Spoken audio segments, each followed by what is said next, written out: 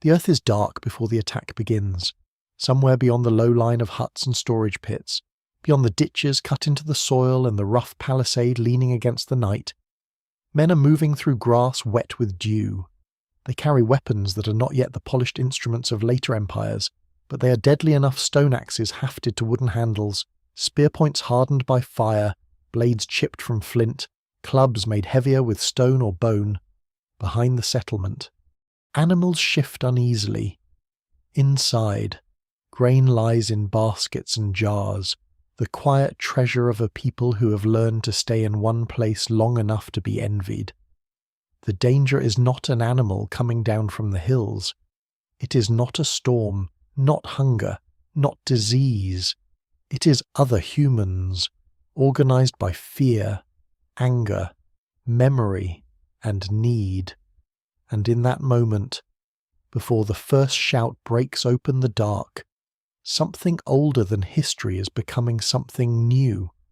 Long before armies march beneath banners, long before bronze helmets shine in sunlight, human groups know violence. The record of deep time makes that difficult to deny. Bones carry cuts, skulls show fractures, graves sometimes hold bodies that did not die gently. Yet the evidence remains incomplete, and scholars still debate how often prehistoric violence occurred, whether it was mostly personal, ritual, opportunistic, or already part of wider group conflict. A wound on one skeleton may tell of murder, punishment, accident, or battle. A burned village may reveal war, but it may also reveal an abandoned hearth, a cooking fire gone wrong, or destruction after disease has emptied the place. The past rarely hands over its meaning cleanly, it leaves marks, and the living argue over them. What changes human history is not simply that people fight. Individuals have always been capable of sudden cruelty. Families quarrel, hunters compete, strangers trespass. But war is different because war asks a group to imagine another group as an enemy, to prepare for violence before it happens, to carry memory forward until revenge becomes policy, and to risk many lives for land, food, honor, captives, or power. This is the ancient turning point hidden inside the topic. Not one single battle with a neat date and a famous king, but the long, uneven birth of organized violence, the moment when human communities discover that force can be planned, repeated, inherited, and used to reshape the world. Before we go deeper, take a moment to like the video and subscribe, if this is the kind of history and mystery you enjoy. The story ahead is not about glorifying war. It is about understanding how war became one of the engines of human history, and why the first organized conflicts left marks that still shape the present. To see the beginning of that change, the landscape matters. For most of human existence, people live in small mobile bands, moving with seasons, animals, water, and wild plants. Possessions exist, but they are limited by what can be carried. Status exists, but it is often unstable, negotiated daily, tested by skill, generosity, age, ritual knowledge, and the ability to keep peace within a group that cannot afford to lose too many members. Violence can still erupt, and it sometimes does. A hunting ground may be contested, a killing may demand revenge, a stolen partner, a broken alliance, a trespass at a water source, or a chain of insults may turn deadly. But the scale is usually constrained by mobility, by small numbers, and by the simple fact that fleeing can be easier than defending a fixed place. Then, in different regions at different times, people begin to live differently. They return again and again to the same good places: riverbanks, lake edges, fertile valleys, coastal inlets, upland meadows where animals pass, plains where wild grains grow thick. They build sturdier shelters, they bury their dead near home, they store food, they clear land, they tend plants, they herd animals. The change is slow, uneven, and full of local exceptions, but its consequences are enormous. A settlement is not only a place to live, it is a claim. It says that a patch of earth belongs to certain people, that their labour has been invested there, that their ancestors may lie beneath it, that their children may inherit it, and that strangers cannot simply take what they want without consequence. Stored food changes the emotional temperature of the world. Grain in a basket is security, but it is also temptation. Herds are wealth that can walk away in the hands of raiders. Houses contain tools, skins, ornaments, seeds, dried meat, and memories. The richer a community becomes in things it cannot easily move, the more it must think about defence. A small band can disappear into forest or steppe. A village cannot vanish so easily. Its fields remain, its storage pits remain, its dead remain. To abandon them may mean survival, but it also means losing years of labour and the proof of belonging. This is one of the quiet beginnings of war, the birth of defendable wealth. Not gold, not palaces, not crowns, but food, animals, land, and stored effort. Archaeologists find hints of this in ditches around settlements, walls of earth and timber, entranceways designed to slow attackers, towers or lookout positions, and houses built close together as if safety depends on bodies gathering in a knot. No single feature proves warfare by itself. A ditch may drain water, mark boundaries, control animals, or carry ritual meaning, but when defensive structures appear alongside burned layers, weapon injuries, mass graves, and signs of sudden abandonment, the pattern becomes harder to dismiss. What survives in the record suggests that fear is becoming architectural. In some places, the earliest clues are deeply unsettling, at sites associated with the Neolithic and later prehistoric periods. Researchers have found groups of dead whose bodies show signs of violent skulls struck by blunt force, arrowheads embedded in bone, limbs broken, bodies thrown into pits without the care usually given to the dead. One of the lesser-known truths of early war is that it often does not look like the grand battle scenes carved by later kings.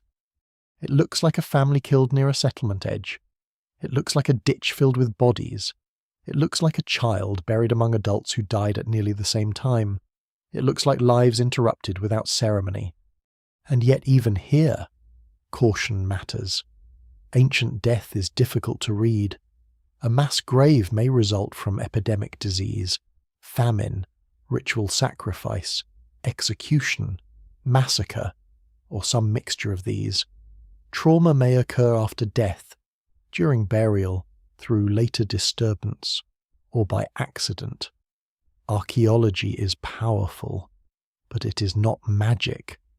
It does not let the dead speak in complete sentences. The evidence has to be assembled with patient's injury patterns, weapon types, burial treatment, settlement damage, environmental stress, diet, migration, and the broader cultural world surrounding the site. No single explanation fully accounts for every case. What becomes clearer over time is that human communities are beginning to organize around danger. That means more than making weapons. It means teaching young people whom to fear. It means remembering old attacks. It means deciding when a killing demands revenge, and when revenge must be delayed until enough allies are gathered. It means making peace through marriage, exchange, hostage-taking, ritual, or shared feasting, because peace too becomes a technology. It means that the boundary between neighbour and enemy grows sharper. The other village across the ridge may be trading partner one season and target the next. The ancient world before armies is therefore not a peaceful garden suddenly ruined by kings, nor is it a nightmare of constant violence. It is something more complicated and more human. Most days are probably spent working, cooking, caring for children, repairing tools, tending animals, telling stories, burying the dead, watching weather, and negotiating the small tensions of communal life. But under that ordinary surface, a new possibility is forming. Once people have fixed homes, stored food, inherited fields, and ancestors in the ground, conflict gains weight. The stakes become heavier. The past becomes harder to walk away from. The first ancient war that changes human history forever may not have a name. It may not belong to a single king or a single battlefield. It may be a long process repeated across valleys, river plains, and fortified villages, each conflict small in itself, but together creating a new pattern. Humans learn that violence can defend a community, enrich it, terrify its rivals, and elevate its leaders. They learn that a group can be trained to move as one. They learn that fear can bind people together as strongly as love. They learn, with a grim practicality that would echo through every later civilization, that the harvest can be stolen, the village can be burned, and the future can be taken by force. From that discovery, the road leads toward walls, kings, armies, tribute, conquest, empire, and collapse. But at the beginning, before the monuments and inscriptions, before the first royal boasts are carved into stone, there is only darkness at the settlement edge, grain stored beneath the floor, footsteps in the wet grass, and a terrible realization passing from one generation to the next. The greatest danger in the landscape may be another human community that has learned to prepare. A city is a strange invention because it teaches people to live close enough to depend on one another, and close enough to fear everything that dependence creates. From a distance, an early city may seem like a promise, smoke rising from hearths, fields spreading beyond the settlement, paths pressed into the earth by bare feet and sandals, animals penned near walls, children moving between houses, workers shaping clay, stone, wood, bone, and fibre into the objects of daily life. It is a place where food can be stored, where tools can be repaired, where rituals gather many voices into one shared rhythm. But the same city also becomes a target visible on the land. Its rooftops, walls, storage buildings, shrines, and crowded lanes tell the surrounding world that something valuable is here, and that value cannot be carried away quickly if danger comes. The earliest towns and cities do not rise everywhere at once, and they do not all look alike. Some grow from farming villages in river valleys, some gather around ritual centres, trade crossings, springs, defensive hills, or fertile plains. Some are not cities in the later sense of palaces and formal streets, but they are dense enough, permanent enough, and organised enough to change the human imagination. They make population visible. They concentrate work. They gather surplus into particular places. They create leaders who can command storage, labour, ceremony, and protection. And once protection becomes a public need, violence begins to enter the architecture of power. A village may fear a raid. A city learns to fear a campaign. The difference is scale. A small settlement may lose animals, tools, or lives in a sudden attack, but an early city can hold enough food, people, and symbolic importance to make it worth planning against. It may control nearby fields, it may command access to water, it may sit along a trade route where obsidian, copper, shells, timber, salt, grain, or fine stone move between regions. It may contain a temple whose authority reaches beyond its walls, or a ruler whose prestige depends on receiving tribute from surrounding villages. Such a place does not merely survive in the landscape, it organizes the landscape around itself, and that organization creates both loyalty and resentment. The city also changes time. Farming already teaches people to think in seasons, but storage teaches them to think in years. A granary is a defense against future hunger, yet it is also a confession that future hunger is expected. Grain held in common or under elite control becomes a powerful thing. Whoever guards it can feed workers, reward followers, survive drought, sponsor ceremonies, and perhaps command fighters. Whoever loses it may watch an entire community weaken. Scholars still debate how directly storage, hierarchy, and warfare are connected in every region, because the evidence varies and no single model fits the whole ancient world. But the pattern appears again and again where food and wealth concentrate. The problem of defending them grows sharper. Walls are among the clearest signs of that problem, though even walls must be read carefully. Not every wall is built for war. Some mark sacred space, some control animals, some manage floods or define neighbourhoods, some announce prestige as much as defence. Yet when a settlement invests enormous labour into ditches, ramparts, towers, gates, and restricted entrances, it is hard to avoid the presence of fear. A wall says that the people inside imagine someone outside who must be slowed, watched, or denied entry. The wall also says something more subtle. It tells the people inside that they belong together. It turns a population into an inside. That idea may be one of the most important consequences of early urban life.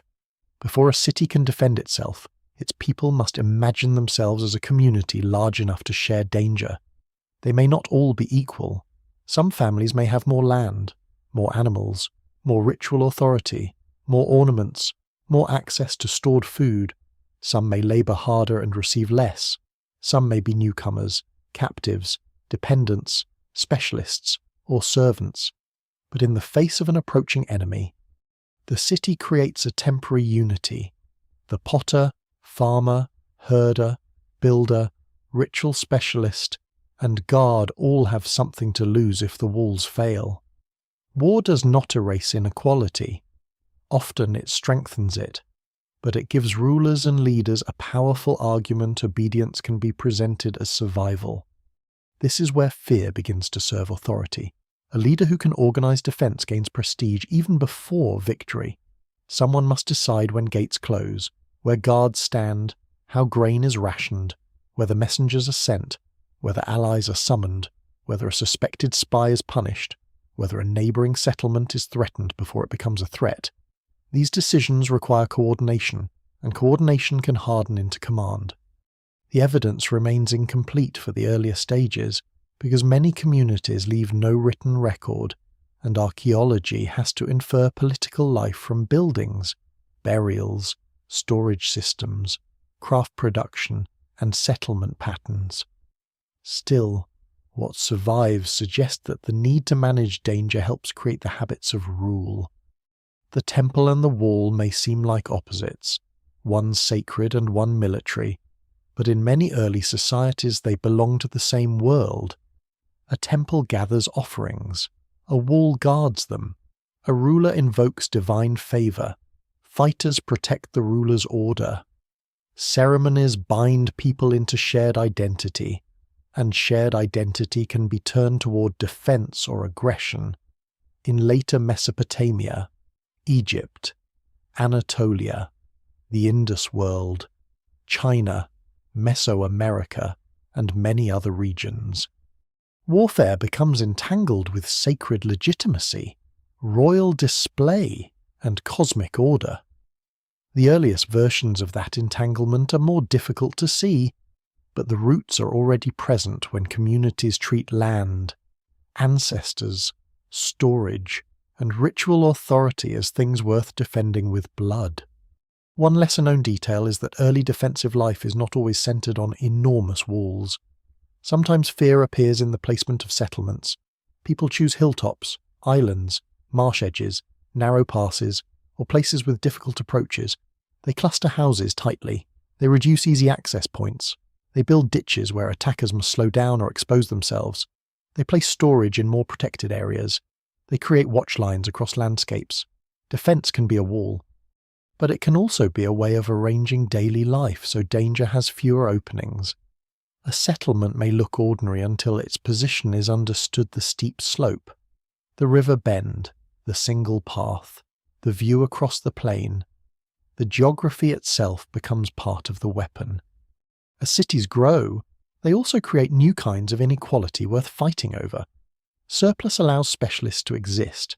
Some people no longer spend all their days growing food. They make pottery, weave cloth, shape metals, carve stone, record goods, perform rituals, organize labour, or serve elites. This specialization is one of the great achievements of settled life, but it depends on a fragile chain. Farmers must produce enough, storehouses must hold enough, leaders must distribute enough. Trade must bring materials that the local land cannot provide. If one part breaks, tension spreads. A drought can make grain sacred. A failed harvest can make neighbours dangerous. A trade disruption can turn distant resources into matters of life and death. The city therefore becomes both a shield and a trap. It protects people through numbers, storage, walls, and organization, but it also makes them dependent on systems too large for any one family to control. In a mobile band, hunger may be answered by movement. In a city, movement may mean abandonment, and abandonment may mean losing identity. The dead are buried nearby. Fields are already planted. Houses are built from years of labor. Shrines hold ancestral meaning. Tools and food cannot all be carried. To leave is not simply to move, it is to surrender a world. That is why cities learn to defend themselves even when defense is costly, and why attackers know that pressure can be as powerful as direct assault. The ancient war that changes human history forever grows out of this pressure. It is not born only from hatred, it is born from accounting, storage, pride, hunger, geography, and memory. It is born when one community sees another not merely as neighbours, but as a concentration of things that can be taken. It is born when those inside the walls understand that their survival depends not only on planting and harvesting, but on watching the horizon. A field can feed a city, but a wall teaches it to sleep lightly. Over generations, the emotional map of the world changes. The wilderness beyond settlement edges may still hold animals, spirits, storms, and the unknown, but the most dangerous direction is often the road. Roads bring traders, marriage partners, messengers, pilgrims, craftsmen, and news. They also bring scouts, raiders, armies, and refugees. A city must decide whom to welcome, whom to tax, whom to fear, and whom to strike first. The gate becomes one of the most important inventions in history because it turns trust into a controlled opening. Inside and outside are no longer just places, they are political categories. By the time cities learn to fear, war has already become more than sudden violence. It has become a problem of planning. Someone must build the wall before the enemy comes. Someone must store grain before the siege begins. Someone must train watchers before smoke appears on the horizon. Someone must remember which neighbouring group attacked last year, which ally failed to arrive, which chief broke an agreement, which valley contains people desperate enough to raid after a poor harvest. The city becomes an archive of fear, and each generation inherits not only houses and fields, but warnings. The first section began in darkness at the edge of a settlement, where footsteps in wet grass carried the possibility of attack. Now the scene widens. Behind that settlement stand the deeper forces that make attack meaningful stored food, fixed land, sacred places, unequal wealth, leaders who promise defense, and walls that turn fear into architecture. Cities do not create violence from nothing, but they give violence new rewards and new targets. Once human communities build places too valuable to abandon, they also build the conditions for war to become permanent. At first, violence does not need much organization. A few angry men can cross a boundary at night. A family can be ambushed near a path. Animals can be stolen from a pen. A field can be burned before anyone knows who is responsible. These are dangerous acts, but they are not yet the same as war in its fuller form. War begins to take shape when violence becomes coordinated enough to outlive the moment of rage. It appears when people gather before the attack, choose a time, select weapons, assign roles, watch routes, send signals, store supplies, and prepare themselves not merely to strike, but to endure the consequences. The birth of organized violence is not a single invention like the wheel or the plough. It is a set of habits, repeated until they become part of society. The strange thing is that many of the skills needed for war are not born from war itself. They come from hunting, herding, farming, building, travelling, and ritual. Hunters already know how to move silently, read tracks, surround prey, coordinate at a distance and wait for the right moment. Herders already know how to guard animals, move groups across land, defend against predators, and respond quickly to threat. Farmers already know how to organize labor around seasons, tools, storage, and shared effort.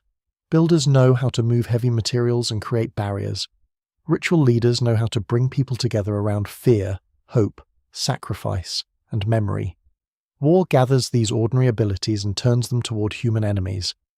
This is part of what makes the transformation so powerful. Ancient warfare does not require people to become entirely new creatures. It requires them to redirect skills they already possess. A spear made for hunting can be used against a rival. A ditch cut for drainage can become part of a defensive system. A feast meant to strengthen alliances can also recruit fighters. A song that preserves ancestry can preserve insult and revenge. A young man prays for courage in the hunt may be praised for courage in battle. No single explanation fully accounts for the rise of war, but this redirection of everyday competence into collective violence is one of its deepest roots. As communities grow larger, simple anger is no longer enough to coordinate risk. People must be persuaded. Some may want revenge while others fear retaliation. Some families may gain from a raid while others may lose sons. Some may trust a leader, others may suspect that leader is using danger to increase power. Organized violence therefore depends on social pressure. Those who refuse to join may be called cowardly, disloyal, impure, or ungrateful. Those who join may be rewarded with meat. Captives, land, ornaments, status, or marriage opportunities.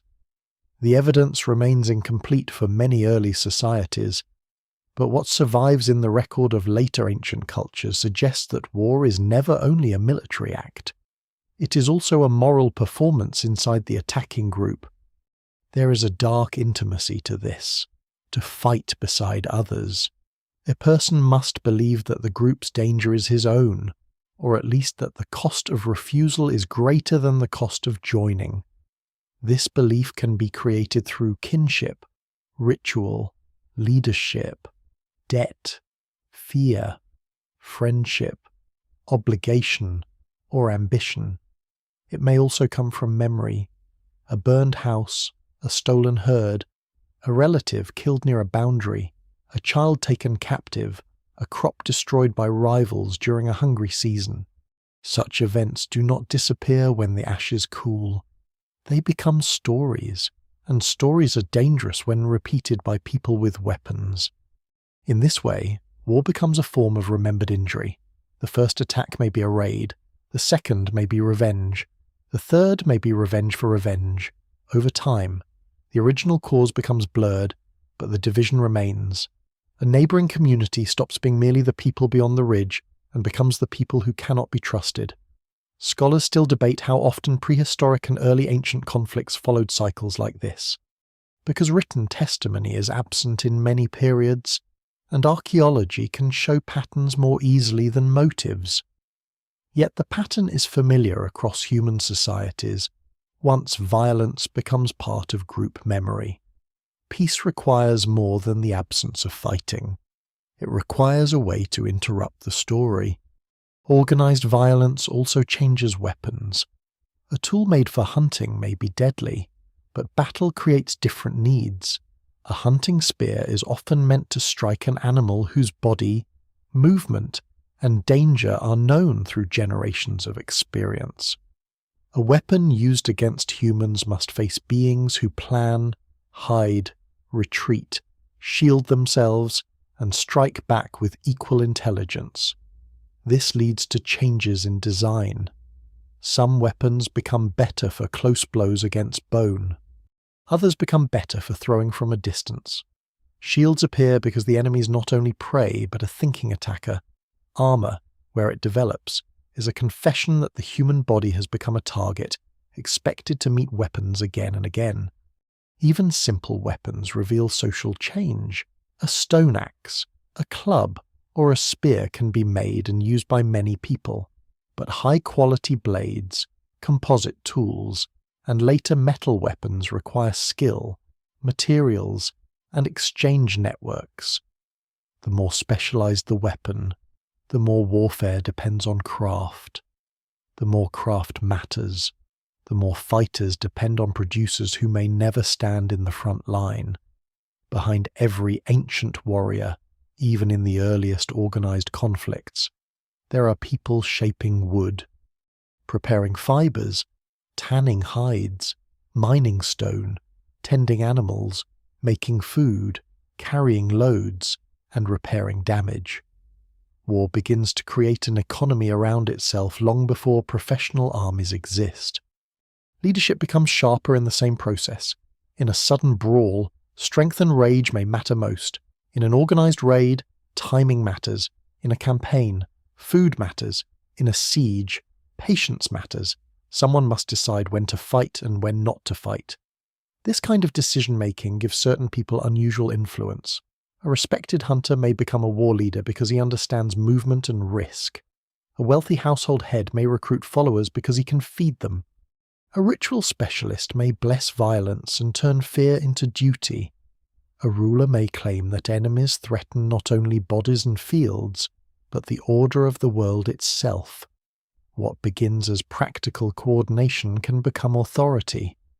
This is one of the hidden engines of political history.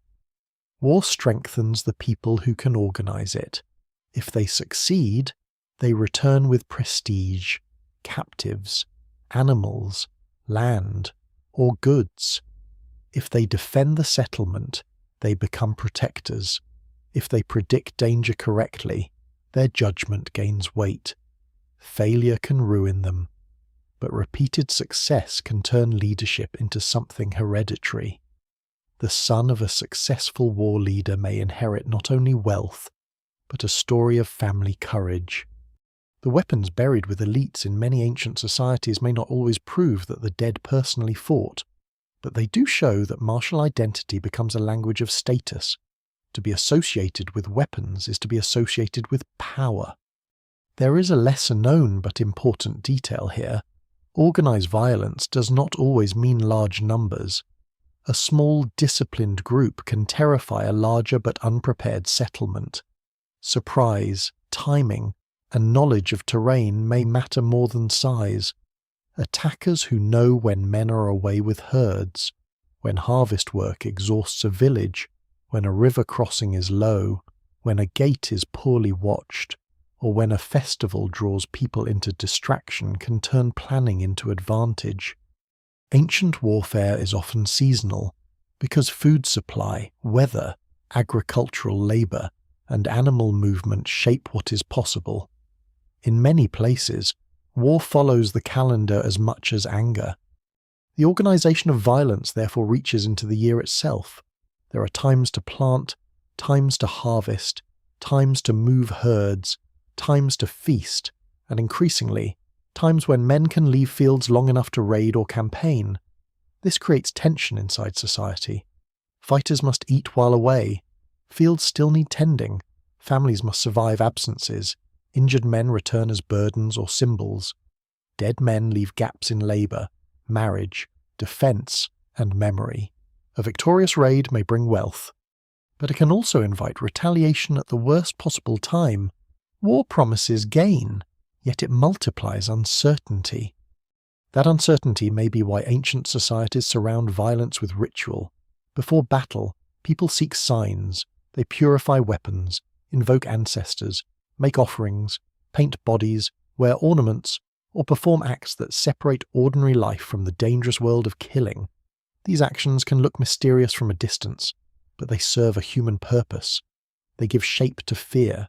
They tell fighters that they are not merely walking into chaos, but entering a meaningful act supported by powers beyond themselves.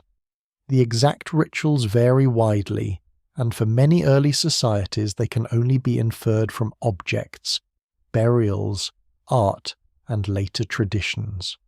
Still, the connection between war and ritual appears so often that it cannot be treated as decoration. It is part of how humans make organized violence bearable. Yet war also requires cold practicality. The most successful fighters are not always the angriest. They are often those who manage fatigue, hunger, distance, and fear. A raid that begins with courage can end in disaster if attackers misjudge the path home. A siege can fail because food runs out before the wall breaks. A defensive force can collapse if panic spreads. Organized violence teaches communities to think in terms of numbers, stores, routes, watches, reserves, alliances, and timing.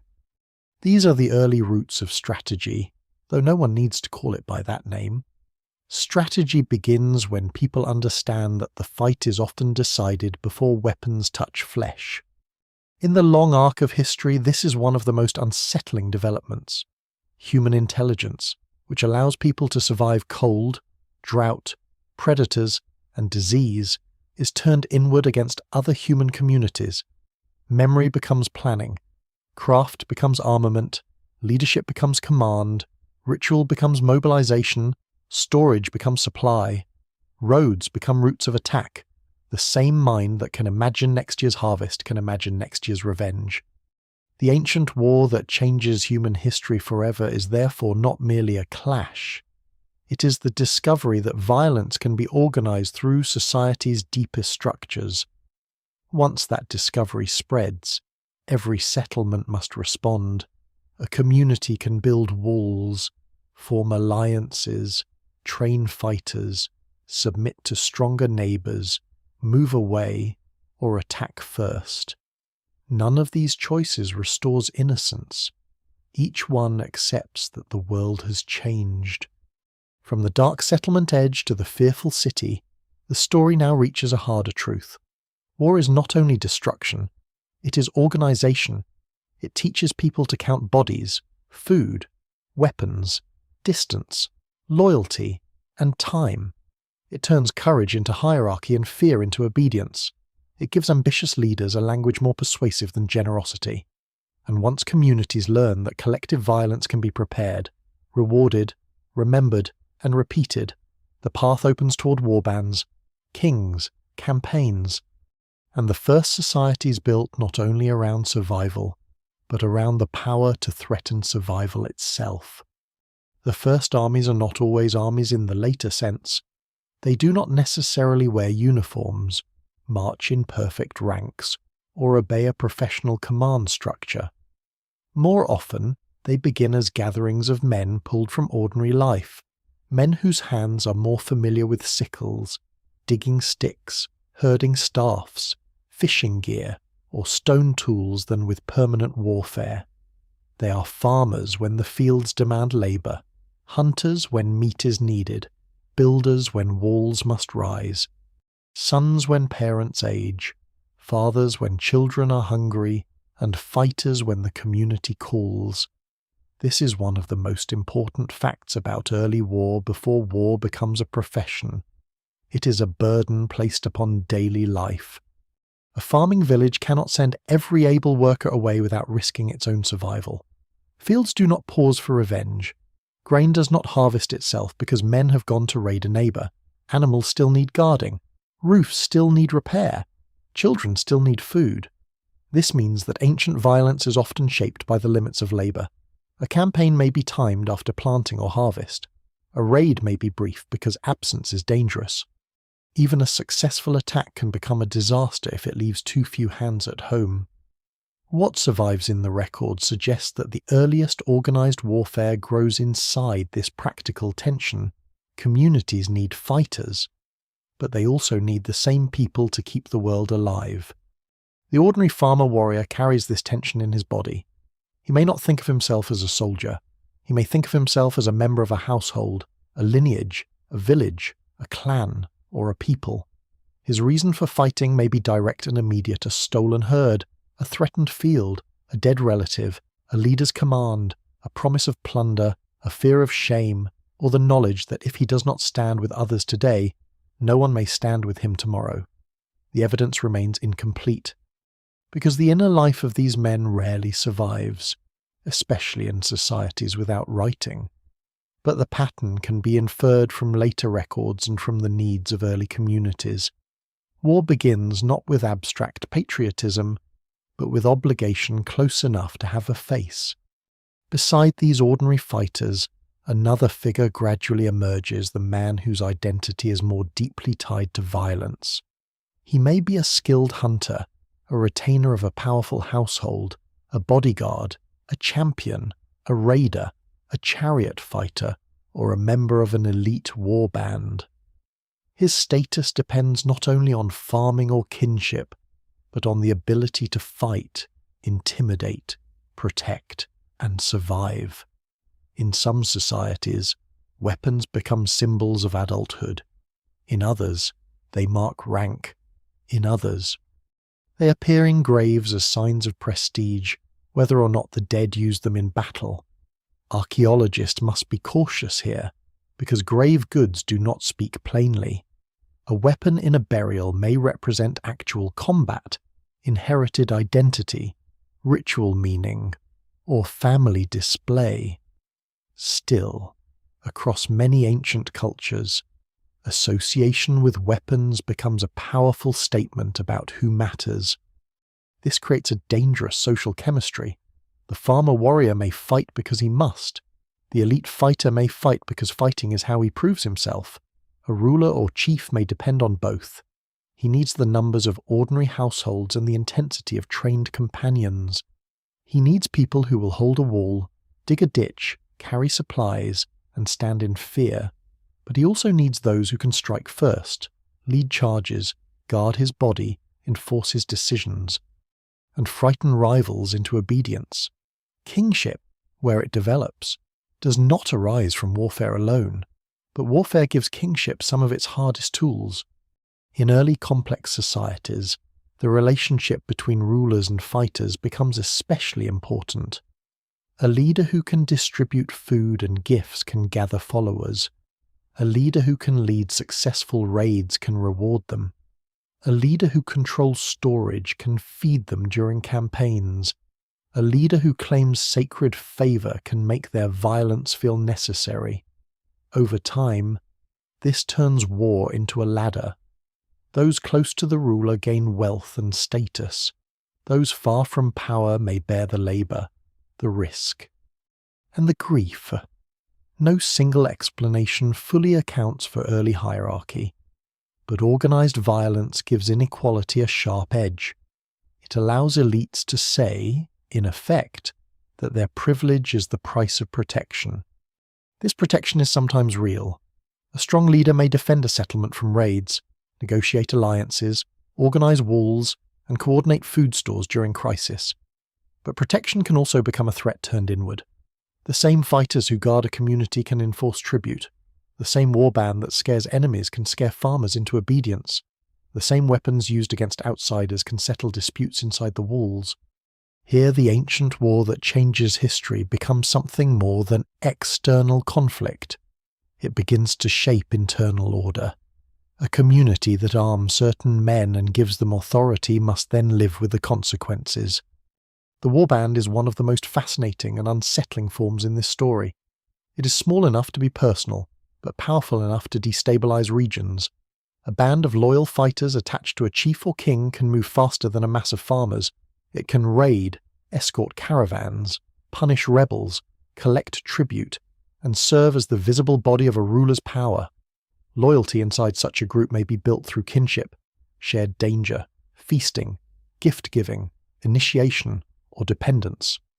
The leader gives food, ornaments, weapons, land, captives, or honor. The fighters give service.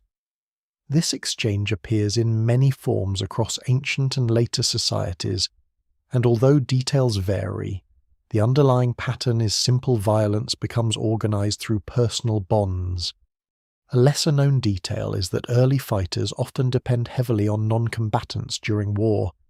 The image of a warrior standing alone with a spear hides the wider human machinery around him.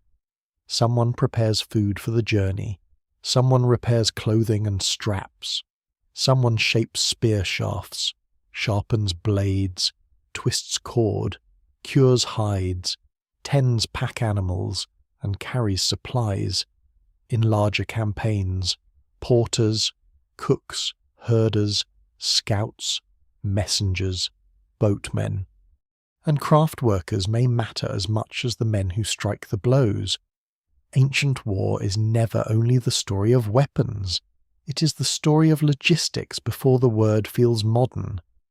Logistics also reveals why farmers remain central. Grain is not dramatic, but it decides battles. A group that cannot feed itself cannot remain in the field. A settlement under attack may survive if its stores hold and fail if they do not. An army may win a fight and still lose the campaign if it starves on the return. This is why war and agriculture become intertwined. The harvest funds violence, and violence threatens the harvest. Rulers who command grain can command men for longer periods. Communities with surplus can withstand pressure. Those living close to the edge may be forced into desperate raids, not because they are naturally more violent, but because hunger narrows moral choices. The farmer-warrior also makes ancient war emotionally unstable. He is not an expendable professional detached from the household. His death changes the village.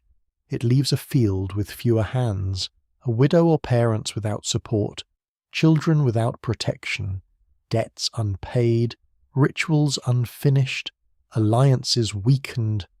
Injury may be even more complicated.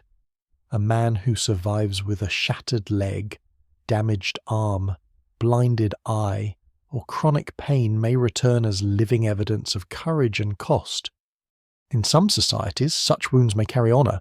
In others, they may bring hardship. The archaeological record occasionally shows healed trauma, proof that some injured people lived long after violence. That survival suggests care, but it also reminds us that war's consequences continue long after the fight ends.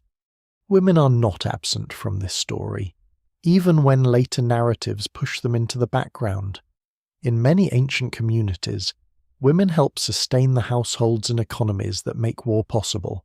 They process food, make textiles, manage children, maintain social ties, preserve memory, and in some contexts may participate directly in defense or violence.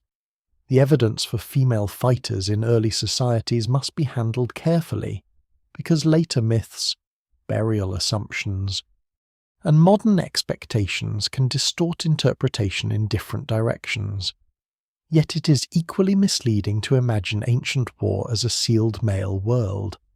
War enters homes, fields, marriages, childbirth, mourning, and inheritance. It reorganizes everyone's life. Children, too, inherit war before they understand it. They grow up near walls, weapons, warning stories, missing relatives, and adults whose bodies carry scars. They learn which paths are safe, which neighbouring groups are distrusted, when to hide, when to run, and what names belong to enemies. This is how conflict becomes culture. It does not need to be constant to be formative. Even rare attacks can shape generations if the memory is strong enough. A settlement that has burned once may plan forever around the possibility of fire. As chiefs and kings rise, war also becomes spectacle. Fighters may be displayed at feasts. Captured weapons may be shown as trophies. Enemies may be humiliated publicly. Bodies may be treated in ways meant to terrify survivors. Later royal art and inscriptions make this explicit, but the roots likely run deeper. Violence is not only used to kill, it is used to communicate. A destroyed gate tells neighbouring settlements what resistance costs. A spared community tells them what submission buys. A leader who can control both destruction and mercy becomes more than a fighter. He becomes a manager of fear. Scholars still debate how quickly and how universally these patterns emerge, because ancient societies differ enormously. Some communities remain relatively small and flexible. Some build cities without obvious signs of constant warfare. Some fortify heavily. Some collapse without clear evidence of invasion. Some expand through trade, marriage, ritual authority, or migration more than battle. The danger is to turn war into the explanation for everything. It is not. Climate, disease, economy, belief, ecology, and accident all matter. Yet it is equally dangerous to ignore war's growing role. Once communities discover that organized violence can protect surplus, seize wealth, elevate leaders, and discipline populations, it becomes difficult to keep it at the margins. The figure standing at the center of this transformation is not only the king in his palace or the warrior with his decorated weapon, it is also the farmer called away from his field, the potter whose jars hold campaign grain, the herder whose animals feed fighters, the mother who watches sons leave, the injured man who returns changed, the captive forced into labor, the child who learns fear as geography. Ancient war is built from all of them. It changes human history because it recruits ordinary life into extraordinary danger. By the end of this stage, violence has gained a social body. It has leaders, followers, suppliers, memories, rewards, punishments, seasons, symbols, and songs. It can be called upon, prepared, justified, and repeated. The footsteps in the grass outside the early settlement have become something more organized and more enduring. Behind them now stand farmers, warbands, chiefs, storehouses, obligations, and the first hard outlines of kingship. War is no longer only an event that happens to a community. It is becoming one of the ways a community is made. The first great battlefield clues do not look like battlefields at all.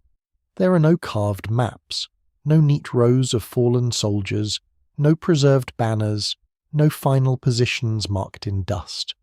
What remains is usually quieter and more disturbing: a skull with a healed fracture, a skeleton with an arrow point lodged near bone, a ditch containing bodies placed without ceremony, a burned layer sealed beneath later occupation, a wall thickened by anxious hands, a settlement abandoned so suddenly that tools remain where they fell.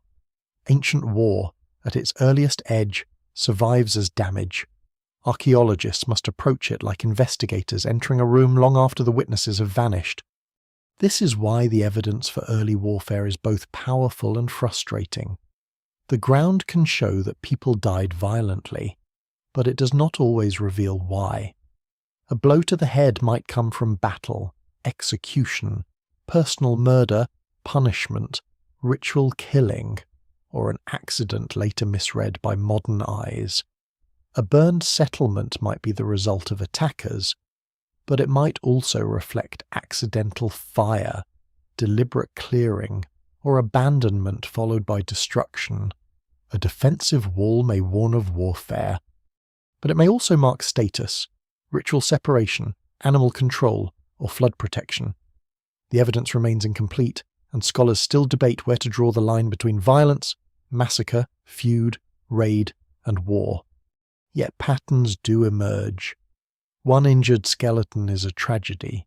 Many injured skeletons from the same period, with similar wounds, in a settlement showing burning, abandonment, or defensive structures, begin to suggest something larger. Archaeology rarely proves war through a single object. It builds a case from convergence, trauma on bones, weapon types, settlement planning, burned architecture, mass graves, unusual burial treatment, isotope evidence of outsiders, signs of captivity, and changes in population movement all become parts of the same slow argument. The ancient battlefield is not always found in one place. Sometimes it is scattered across an entire landscape. Some of the most haunting evidence comes from bodies that were not buried in the usual way. In many communities, burial is careful. The dead are arranged, accompanied by objects, placed with meaning, and folded back into the social world. When bodies are thrown into pits, left in ditches mixed together, mutilated, or deposited with little sign of care, the difference matters. It may suggest panic, disease, punishment, massacre, social exclusion, or the inability of survivors to perform proper rites. No single explanation fully accounts for every case, but when violent injuries accompany careless disposal, the scene becomes difficult to soften. Something has broken the normal relationship between the living and the dead, The site of Naturuk in what is now Kenya offers one of the most widely discussed glimpses of early group violence, though its interpretation continues to be debated. There, remains of hunter-gatherers dating to around 10,000 years ago show severe injuries, including skull trauma and possible projectile wounds. Some researchers have interpreted it as evidence of a massacre among mobile or semi-mobile people, a reminder that organized violence did not wait for cities or agriculture. Others have questioned aspects of the context, chronology, and interpretation, showing how careful scholars must be when reading deep time. What survives in the record suggests violence, but the exact social meaning remains open. In Neolithic Europe, other evidence points toward episodes of brutal group killing. Sites such as Talheim in Germany and Aspern-Schletz in Austria have revealed multiple bodies bearing violent trauma, including blows to the head and signs that entire communities or groups may have been attacked. These discoveries are often described as massacres, and they force a difficult reconsideration of the farming frontier. The spread of agriculture into Europe was not only a story of seeds, animals, pottery, and new houses. In some places, it also appears to have included competition, stress, and deadly conflict. The reasons remain debated: land pressure, revenge, raiding, social breakdown, migration tensions, or some combination that cannot be separated after thousands of years. One lesser-known detail in these violent deposits is the pattern of absence. Sometimes certain age groups or sexes are underrepresented among the dead. That absence can be as revealing as the bones themselves. If young women are missing, were they taken captive? If adult men are absent, were they away? Or did they escape? Or were they buried elsewhere? If children are present, does it imply indiscriminate killing or an attack on households rather than fighters? These are painful questions because they bring early war down from abstraction into social reality. Violence does not fall evenly. It selects, removes, and rearranges human communities in ways that can sometimes be traced only through who is missing. Weapons offer another kind of clue, but they too are slippery. A beautifully made arrowhead may be a hunting tool, a trade object, a ritual item, or a weapon of war. A mace head may be practical, symbolic, or both. A dagger may kill an enemy, display status, or accompany the dead as a sign of identity. Archaeologists examine use-wear, impact fractures, find contexts, distribution patterns, and associations with trauma. Projectile injuries are especially valuable when points remain embedded in bone, because they connect weapon and wound directly. But many fatal injuries leave no trace on bone at all. A spear into the belly, a cut through the throat, a blow to soft tissue, starvation during siege, infection after a wound, or drowning during flight may vanish almost completely from the skeleton. This means ancient war is almost certainly undercounted. The dead who preserve evidence are only a fraction of those who suffered violence. Soil conditions destroy bones. Later building disturbs graves. Cremation removes trauma evidence. Bodies may be left exposed, carried away, buried elsewhere, or lost in rivers and fields. A settlement may be destroyed and later rebuilt so thoroughly that early traces disappear. Absence of evidence is not evidence of peace. At the same time, it is not permission to imagine constant war everywhere. The careful path lies between denial and exaggeration. The record is partial, and its silence must be treated with discipline. Fortifications widen the picture. When communities invest labour in walls, ditches, gates, towers, and raise positions, they reveal a world in which attack is imaginable enough to shape construction.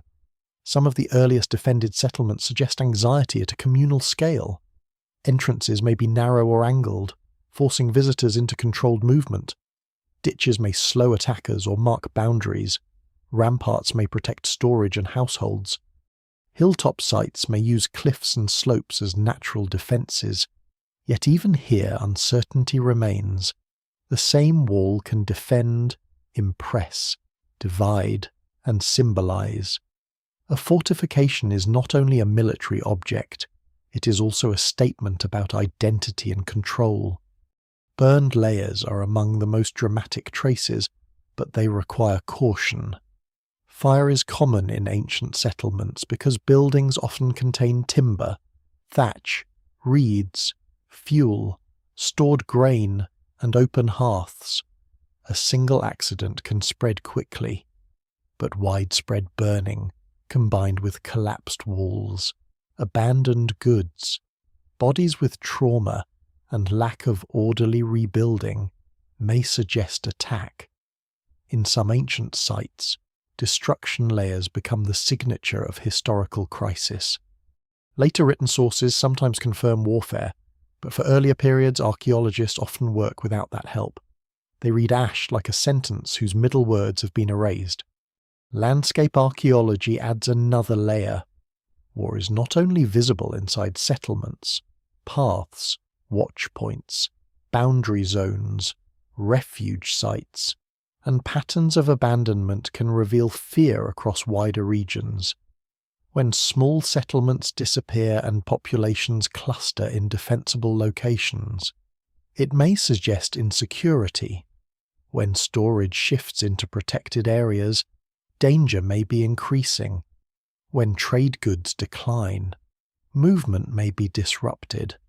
When skeletal trauma rises alongside fortification, the case strengthens.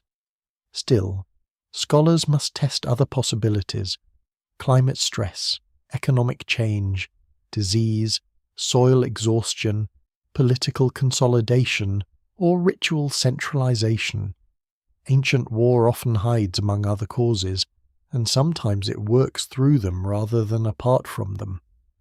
The question of what counts as war remains one of the hardest. If 5 people from one group ambush 5 from another, is that war if a settlement is attacked once for captives or grain? Is that war or raiding if feuding continues for generations? When does it become warfare? Modern categories do not always fit ancient realities.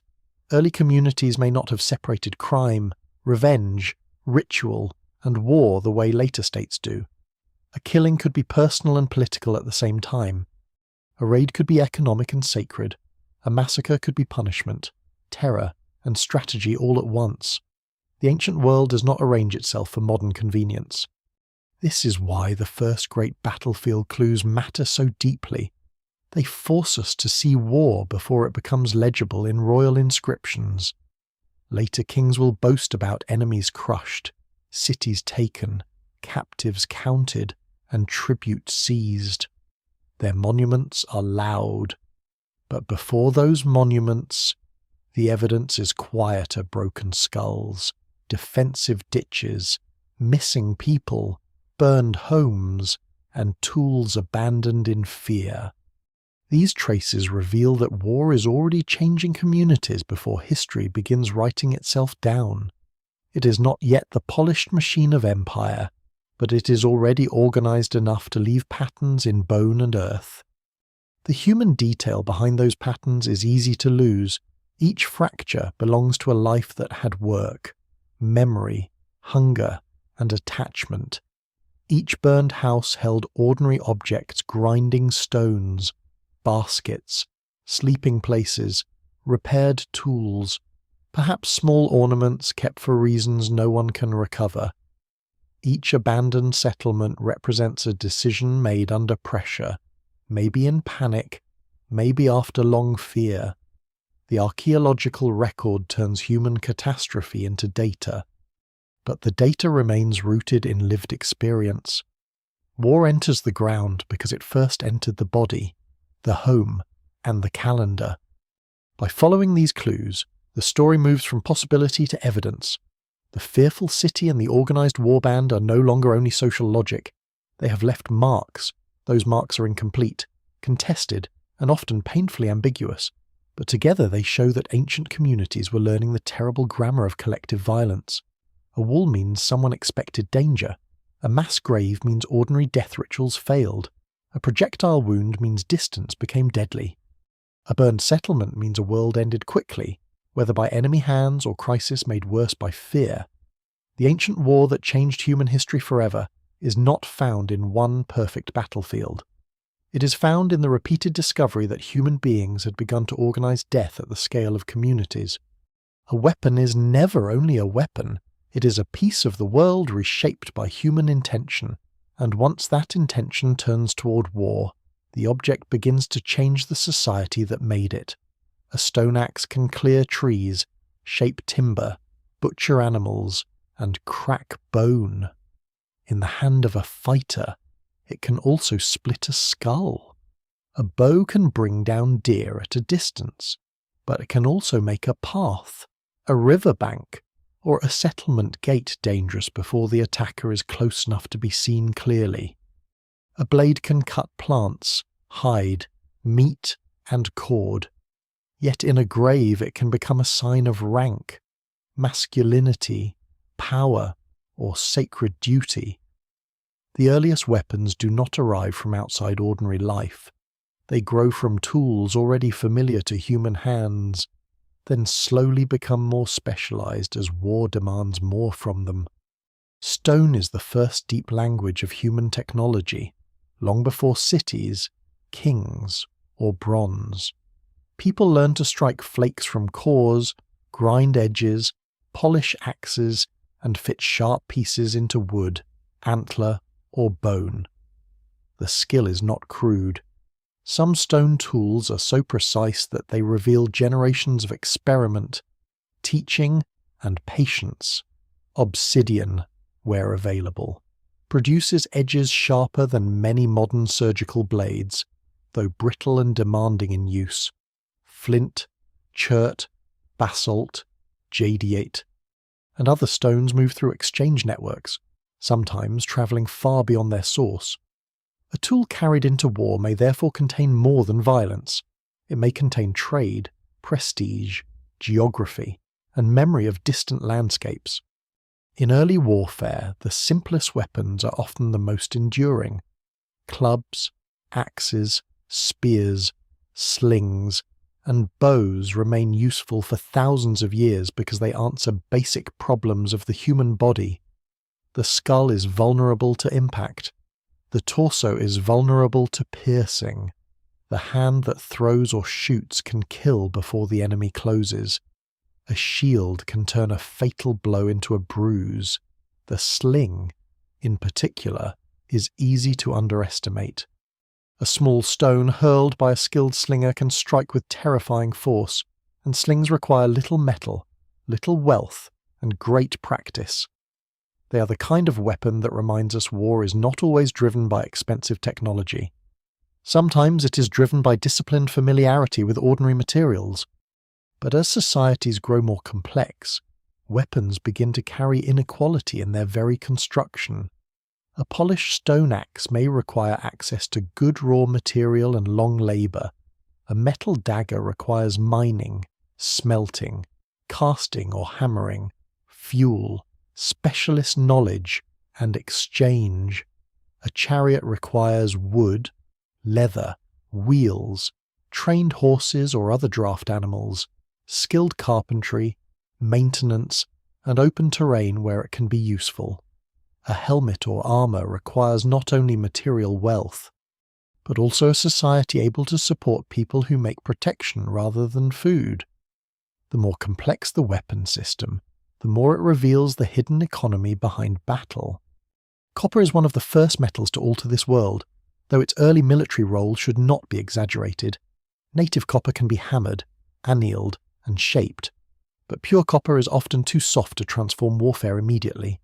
For a long time, stone remains highly competitive.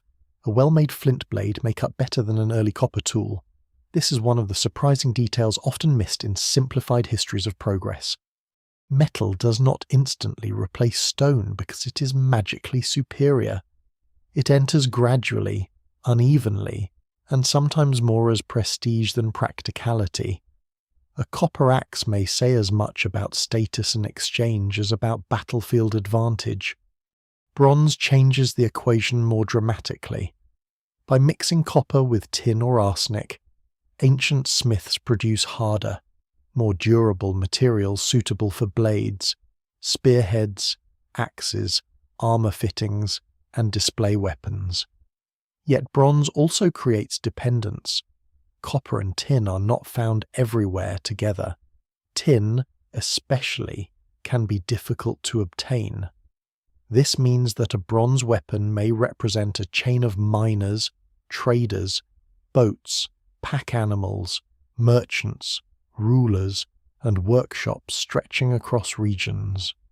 A sword in the hand of an elite fighter may embody an entire trade network. If that network breaks, weapons become harder to replace. If a ruler controls the network, he controls more than metal. He controls the means by which certain kinds of power are made visible.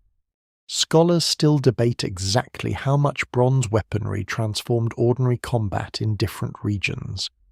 Because armies varied widely, and many fighters continued using simple tools, spears, bows, and shields. The sword, especially in popular imagination, often receives more attention than it deserves for early periods. Spears are cheaper, easier to use in groups, and devastatingly effective. A line of men with spears can create distance. A sword is useful, but it requires close contact and often more training. In many ancient wars, the spear, the bow, the sling, the shield, and the axe may matter more than the heroic blade later art loves to celebrate.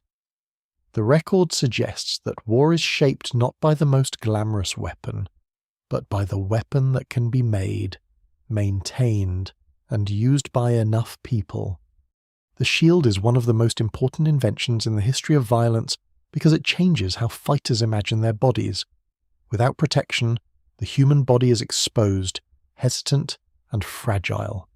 With a shield, a fighter can close distance, hold position, protect a companion, and survive missiles long enough to strike. Shields can be wood, hide, wicker, leather, or metal-faced, depending on time and place. Most decay and vanish archaeologically, leaving fewer traces than stone or bronze. This creates a distortion in the record.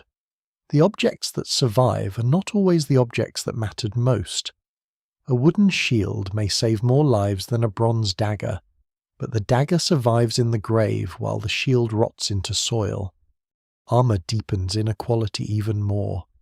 A helmet, breastplate, scale armor, or protective leather garment marks a body as worth defending with labor and resources. Not everyone can be armored. Those who are protected can stand longer in danger, and their survival reinforces their elite status. Armor also changes tactics. A lightly equipped raider relies on speed, surprise, and terrain. An armored fighter can endure close combat but may require support, maintenance, and supply. Protection gives confidence, but confidence can become dependence. Heat, weight, exhaustion, and cost all matter. No single explanation fully accounts for the rise of armored elites, but the connection between protection, wealth, and rank is hard to ignore. The bow changes society in another way because it makes distance political. A strong archer can kill from beyond arm's reach.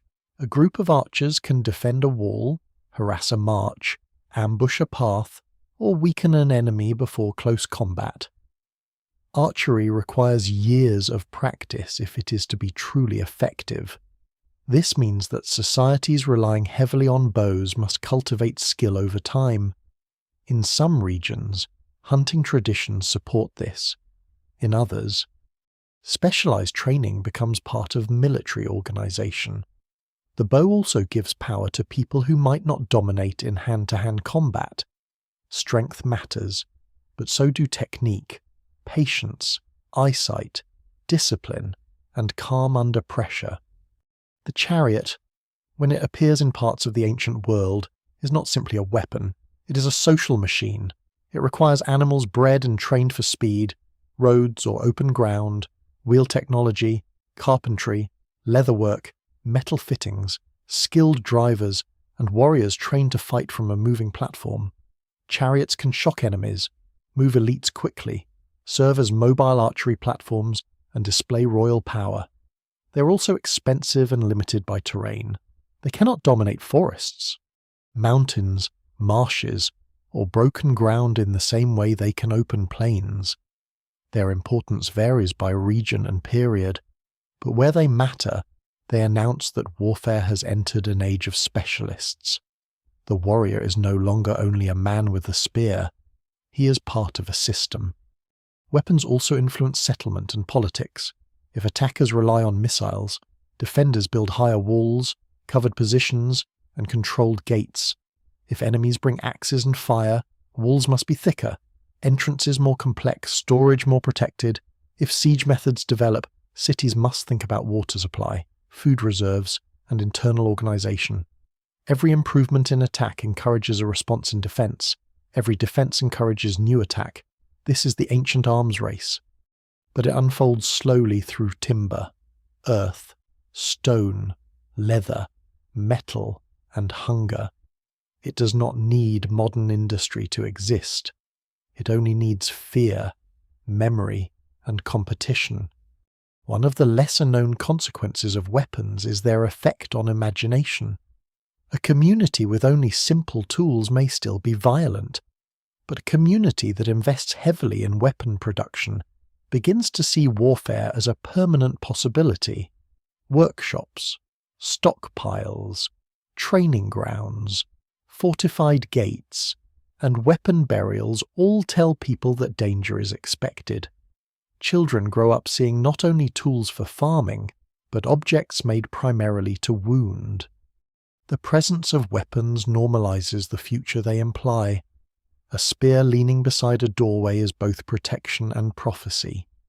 Yet weapons do not cause war by themselves. This point matters. A blade cannot decide to raid, a chariot cannot choose conquest. Technology opens possibilities, but people act through hunger, ambition, fear, loyalty, revenge, ideology, and command. Some societies possess deadly weapons and use them mainly for defense, hunting, display, or ritual. Others with relatively simple tools commit terrible violence. The relationship between weapons and war is not mechanical. It is reciprocal.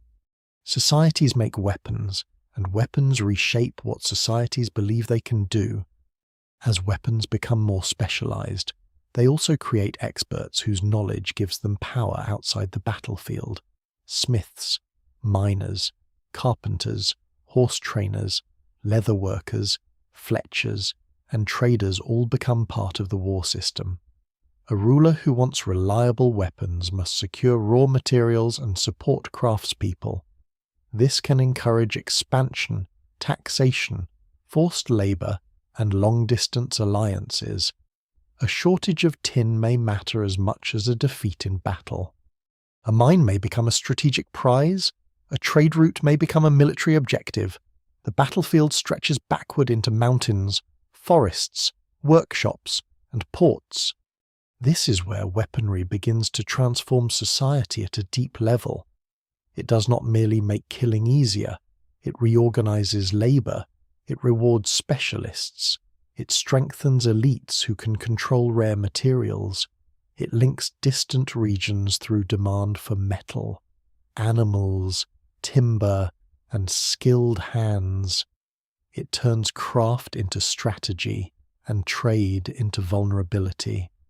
The ancient war that changes human history forever depends on this transformation, because organized violence cannot remain organized without material support. Anger can begin a fight, but weapons sustain a military system. By the time bronzed shields, bows, armor, and chariots enter the story, the world has moved far from the first footsteps in wet grass. War is no longer simply a raid on stored grain or a revenge attack between neighboring settlements. It is becoming embedded in craft, exchange, hierarchy, and identity. A blade may carry the shine of metal, but behind it stands the mine, the furnace, the trader, the ruler, the farmer who feeds the smith, the guard who protects the root, and the captive who may be forced to labor. The weapon in the warrior's hand is only the visible tip of a much larger human arrangement. And because weapons change what can be imagined, They also change what can be attempted. A ruler with armed retainers, bronze points, chariots, archers, stored grain, and fortified centres can think beyond defence. He can imagine tribute from neighbours, punishment across distance, conquest of rival towns, control of routes, and the transformation of fear into political order. The weapon has become a tool not only of survival, but of ambition. Once that happens, war is no longer waiting at the edge of the city. It is moving outward, down roads of trade and memory, toward the myths, empires, and collapsing worlds that later generations will struggle to explain. Long after the fires die out and the bodies are buried, war often survives as story. It changes shape there. A raid becomes a heroic expedition. A siege becomes a test of destiny. A defeated settlement becomes a wicked city that deserved its fate. A leader who made practical calculations becomes a chosen king. A monster, a beloved ancestor, or a half-divine figure standing at the edge of memory. This is where ancient war enters myth, and where history becomes both richer and more dangerous. The past does not simply disappear when records are missing. It continues in songs, genealogies, temple tales, royal boasts, carved scenes, burial rituals, and legends told so many times that the original event, if there was one, becomes almost impossible to recover. The war behind the myths is not always a single war. Sometimes it's a memory of many conflicts compressed into one grand story. A century of raids may become one campaign. A rivalry between trading cities may become a tale of insult and revenge. A collapse driven by drought, migration, rebellion, and trade failure may become the fall of a cursed kingdom. This does not make myth useless. It makes myth complicated. Myths preserve emotions that archaeology alone cannot show: fear, pride, grief, humiliation, longing, and the need to explain why a world changed. But they rarely preserve events with the clean precision modern historians wish they had. In many ancient societies, war stories serve political needs. A ruler claims descent from a warrior ancestor. A city says its walls were protected by gods. A people explains its right to land through a tale of heroic conquest. Enemies are described as chaotic, impure, monstrous, cowardly, arrogant, or doomed. Victories become proof that the ruler has divine favour. Defeats, when they are remembered at all, become moral lessons, betrayals, or temporary setbacks before renewal. What survives in the record suggests that war memory is often less about recording violence honestly than about making violence meaningful. This is especially clear when written records begin to appear. Early inscriptions from royal courts are not neutral journalism. They are instruments of authority. A king does not carve his failures into stone unless forced by unusual circumstances. He records victories, captives, tribute, cities subdued, enemies scattered, gods honoured, boundaries secured. The language can be severe because it is meant to impress both human and divine audiences. Even when such inscriptions refer to real campaigns, they shape them into royal drama. The king stands at the centre. The army becomes an extension of his will. The enemy becomes evidence of his greatness. Scholars still debate many details of early campaigns because the sources were designed to persuade, not to confess. Oral tradition works differently, but it can distort just as powerfully.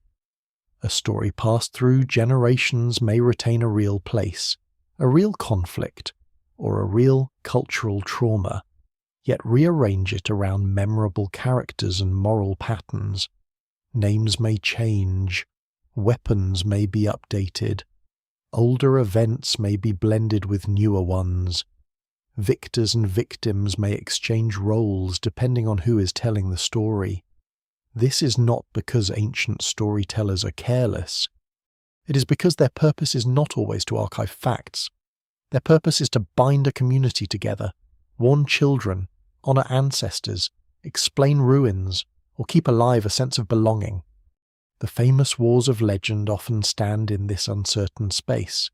Some may contain memories of real conflict over trade routes, cities, resources, or regional power.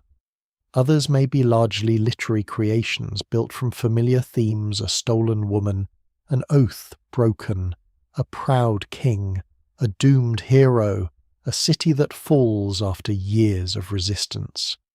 Archaeology can sometimes confirm that a place was destroyed, fortified, occupied, abandoned, or rebuilt. It can show whether a city was wealthy, whether it traded widely, whether it suffered fire, whether weapons were present, whether its era matches parts of a tradition. But archaeology cannot always prove that the story told later happened in the way the story claims. The evidence remains incomplete, and the gap between ruin and legend is where imagination grows. This gap has produced many popular theories, some careful and some unsupported. It is tempting to look at every ancient myth of war and claim it hides a perfect memory of a real catastrophe. It is equally tempting to dismiss myth entirely as fantasy. Neither extreme is satisfying. Mainstream historical work usually moves more cautiously. It asks what part of the tradition might reflect real geography, social memory, political rivalry, or remembered destruction, and what part reflects later storytelling, religious symbolism, poetic structure, or propaganda. A myth may be historically meaningful even when it is not literally accurate. It can reveal what a society feared, admired, justified, and regretted. One lesser-known detail is that myths can preserve the experience of ordinary people even when they speak through kings and heroes. A tale of a long siege may encode memories of hunger, waiting, disease, and the terror of walls failing. A story about abducted women may reflect the reality of captives taken in raids or exchanged through forced marriages. A legend of wandering survivors may echo displacement after destruction. A cursed treasure may preserve anxiety over plunder, grave goods, or the moral cost of wealth taken from the dead. These elements cannot be read as simple evidence, but they show how deeply war enters the emotional life of a culture. War myths also help societies live with contradiction. Communities need to remember violence, but they also need to feel justified. They may mourn the dead while celebrating the victory that produced more dead. They may condemn betrayal while praising clever deception used against enemies. They may honor bravery while quietly depending on terror, starvation, and enslavement. Myth smooths these contradictions by giving war a frame. The gods wanted it. The ancestors demanded it.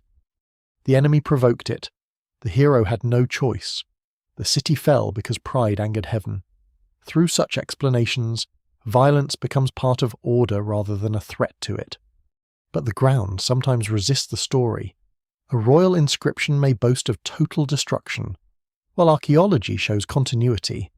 A legend may describe a vast invasion, while the material record suggests gradual migration or internal collapse. A heroic tale may center elite warriors, while skeletal evidence reveals civilians, children, and farmers among the dead. This tension between story and soil is one of the most revealing parts of ancient history. The myth tells us how people wanted the war remembered. The archaeology tells us what the war may have actually done. By following both, the ancient war becomes more than a battle between armies. It becomes a battle over memory. Weapons change bodies. Fire changes settlements. But stories change inheritance. They decide which deaths are noble, which are forgotten, which ruins become sacred, and which enemies remain enemies long after their names are lost. Once war enters myth, it no longer belongs only to those who fought it. It belongs to generations who use it to understand themselves. The ancient war that changed human history forever therefore has two lives. One life happens in mud, smoke, hunger, fear, and impact. The other happens afterward, in the long echo of explanation. Without the first, there is no wound. Without the second, The wound has no shape, and as communities grow into kingdoms, kingdoms into empires, and empires into ruins, the stories of war become part of the machinery of power itself, carrying old violence forward into new ambitions. Trade begins as a promise that distance can be useful. A shell from the coast reaches an inland village. Obsidian from a volcanic source appears far from the mountain where it was born. Tin, copper, amber, salt, timber, grain, wine, oil, horses, textiles, beads, and carved stone move through hands that may never know the full length of the journey. A trader crosses a river, follows a valley, climbs a pass, waits at a seasonal market, speaks through gestures or interpreters, and turns foreign material into local desire. Long before empires build roads in their own names, human beings are already making invisible maps of exchange. But the same paths that carry gifts and goods can also carry scouts, raiders, fugitives, armies, and news of weakness. This is one of the oldest ironies of civilization. The more connected a society becomes, the more powerful it becomes, and the more exposed it becomes. A community that depends only on nearby stone, local food, and familiar neighbours may be poor in luxury, but its vulnerabilities are close. A city that depends on metal from distant hills, timber from another region, horses from open grasslands, and grain from surrounding villages has a wider world inside its walls. That world brings wealth, prestige, tools, and ideas. It also brings risk. If the route is cut, the workshop slows. If the caravan is robbed, the ruler loses gifts. If the mountain pass falls under hostile control, bronze becomes harder to make. Trade does not replace war. Often, it gives war new reasons to exist. The demand for metal is especially important. Bronze binds distant landscapes together because copper and tin rarely appear in convenient partnership. A blade may be cast in one city from copper mined far away, and tin that crossed mountains, rivers, and seas. The warrior who carries it may see only the finished object. But behind that object lies a fragile chain of extraction and movement. Mines must be guarded or controlled. Smelters need fuel. Traders need safe passage. Pack animals need water. Boats need harbours. Rulers need trust, tribute, or force to keep materials moving. Scholars still debate how much early conflict was driven directly by control of metal resources, because evidence is often indirect. But the strategic importance of routes becomes increasingly hard to ignore. Trade roads do not have to be formal roads. Many are tracks worn by repetition riverbanks, desert margins, coastlines, valleys, ridgelines, and passes between mountains. These routes are shaped by water, terrain, season, and memory. A caravan cannot simply move anywhere. It must follow places where animals can drink, where loads can be carried, where boats can land, where hostile ground can be avoided, where local communities allow passage or can be intimidated into it. This creates choke points, a ford, a gate through hills, a narrow valley, a harbour, a bridgeable river bend, or an oasis can become more valuable than the land around it. Whoever controls the choke point controls movement, and movement is wealth. Once movement becomes wealth, war begins to follow it. A ruler may attack not to seize a city immediately, but to command the road that feeds it. A warband may raid caravans because portable goods are easier to steal than fortified grain. A border community may grow rich by taxing travellers and then become a target for stronger powers. A small hill fort overlooking a pass may matter more than its size suggests. What survives in the record often shows this indirectly fortified sites near routes. Destruction layers at strategic points, shifts in settlement patterns, hordes hidden in moments of danger, and sudden changes in the flow of imported goods. These clues do not always prove invasion, but they reveal anxiety along the arteries of exchange. The river is one of the greatest of these arteries. Rivers carry grain, timber, stone, people, and authority. They make heavy transport easier in a world where roads are often rough and animal power is limited. Early states rise near great rivers not only because rivers feed fields, but because they connect places. A ruler who commands a river can move goods, soldiers, messages, and taxes. He can also block them. River warfare may not always look dramatic. It can be a matter of controlling crossings, boats, levees, storage towns, and canals. Yet such control can decide whether a city eats, builds, trades, or submits. Seas widen the same pattern. Coastal exchange can spread goods faster than overland travel, but it also creates new forms of raiding. Boats can appear where land defences are weak. Islands can become stepping stones, refugees, pirate bases, trading hubs, or contested prizes. Maritime peoples may be merchants in one context and raiders in another, and the distinction may depend on opportunity. Ancient sources often label outsiders as pirates or barbarians, but those labels can hide complex realities of trade, migration, mercenary service, hunger, and political collapse. The evidence remains incomplete, especially because ships decay and coastlines change, but the sea clearly turns distance into both connection and threat. The horse adds another layer of transformation, where horses and chariots, and later mounted fighters, become important. The speed of violence changes, news travels faster, raids reach farther, elites can project power across open terrain. Pastoral groups moving with herds can become trading partners, enemies, mercenaries, or conquerors depending on circumstance. The relationship between settled farmers and mobile herders is often too complex for simple categories. They exchange animals, grain, metal, textiles, and marriage ties. They also compete over water, pasture, and borderlands. No single explanation fully accounts for the tensions between steppe, desert, highland, and farming societies. But movement itself is central. Those who move differently imagine territory differently. A lesser-known consequence of trade is that it spreads military knowledge alongside goods. A weapon type, a fortification technique, a style of armour, a way of training horses, or a method of organising fighters can travel from one region to another. Sometimes this happens through merchants, sometimes through captives, migrants, craftsmen, mercenaries, or defeated soldiers absorbed by new masters. A city may import metal and also import the idea of what that metal can become. Warfare is not only spread by conquest, it travels quietly inside exchange. At the same time, trade creates diplomacy. Gifts move between leaders, marriages connect courts, messengers carry agreements. Foreign objects become signs of prestige because they prove access to distance. But diplomacy has a hard edge.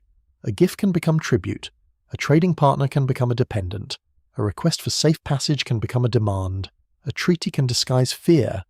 The boundary between commerce and coercion is often thin in the ancient world. A powerful ruler may not need to conquer every settlement along a route if those settlements provide goods, hostages, soldiers, or obedience. Control can be direct or indirect, and indirect control is sometimes more profitable. When trade fails, the consequences can be severe. A drought in one region can reduce surplus available for exchange. A rebellion can close a pass. A disease among animals can weaken transport. A mine can be exhausted or lost. A harbour can silt up. A rival power can redirect traffic. Such disruptions may not immediately destroy a civilization, but they strain the systems that hold it together. Workshops lose materials. Elites lose prestige goods. Armies lose supplies.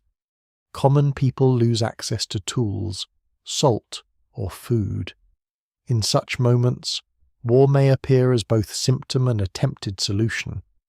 A ruler under pressure may attack to reopen a route. Raiders may multiply because authority weakens.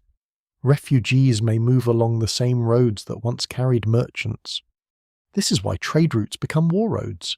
Not because trade is peaceful and war corrupts it from outside, but because both depend on movement, knowledge, and access.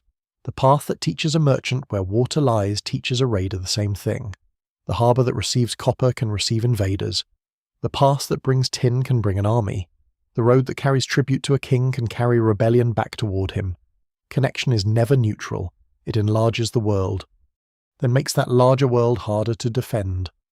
By this point in the ancient story, war has grown far beyond the first defended settlement. It now stretches through supply lines, rivers, mountain passes, coastal routes, mines, markets, and diplomatic gifts. The weapon in the fighter's hand has become linked to landscapes he may never see. The city wall protects not only houses and grain, but the routes that keep bronze, timber, animals, and prestige flowing. Ancient communities are learning that power belongs not only to those who hold land, but to those who control movement across land. And once that lesson is learned, the next step becomes almost unavoidable. War is no longer simply about survival or revenge. It is becoming a force capable of remaking entire regions.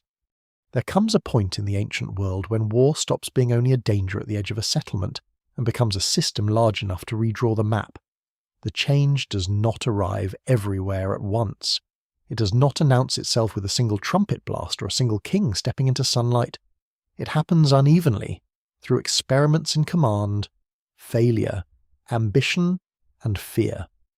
One ruler learns that a neighbouring town can be forced to pay tribute instead of merely raided. Another learns that captured labour can build walls, temples, canals, and storehouses. Another discovers that a defeated enemy can be left in place, watched, taxed, and made useful. War is no longer just an eruption of violence. It becomes administration by other means. This is the turning point of empires. Earlier conflicts can burn villages, kill families, steal herds, and settle revenge. But imperial warfare does something different. It reaches beyond the immediate horizon and tries to make distance obedient. A city that conquers its neighbour may gain land. A kingdom that conquers a region gains people, roads, fields, mines, rivers, ports, and the burden of controlling them all. Victory becomes more complicated than destruction. A burned settlement is silent, but a conquered settlement can produce grain, labour, taxes, soldiers, and prestige. The logic of war shifts from taking what can be carried to controlling what can keep producing. This change requires a new kind of political imagination. The ruler must see strangers not only as enemies, but as resources. Their fields can be measured, their harvests can be claimed, their sons can be conscripted, their gods can be honoured, subordinated, or carried away. Their elites can be killed, replaced, married into, or turned into local agents of a distant power.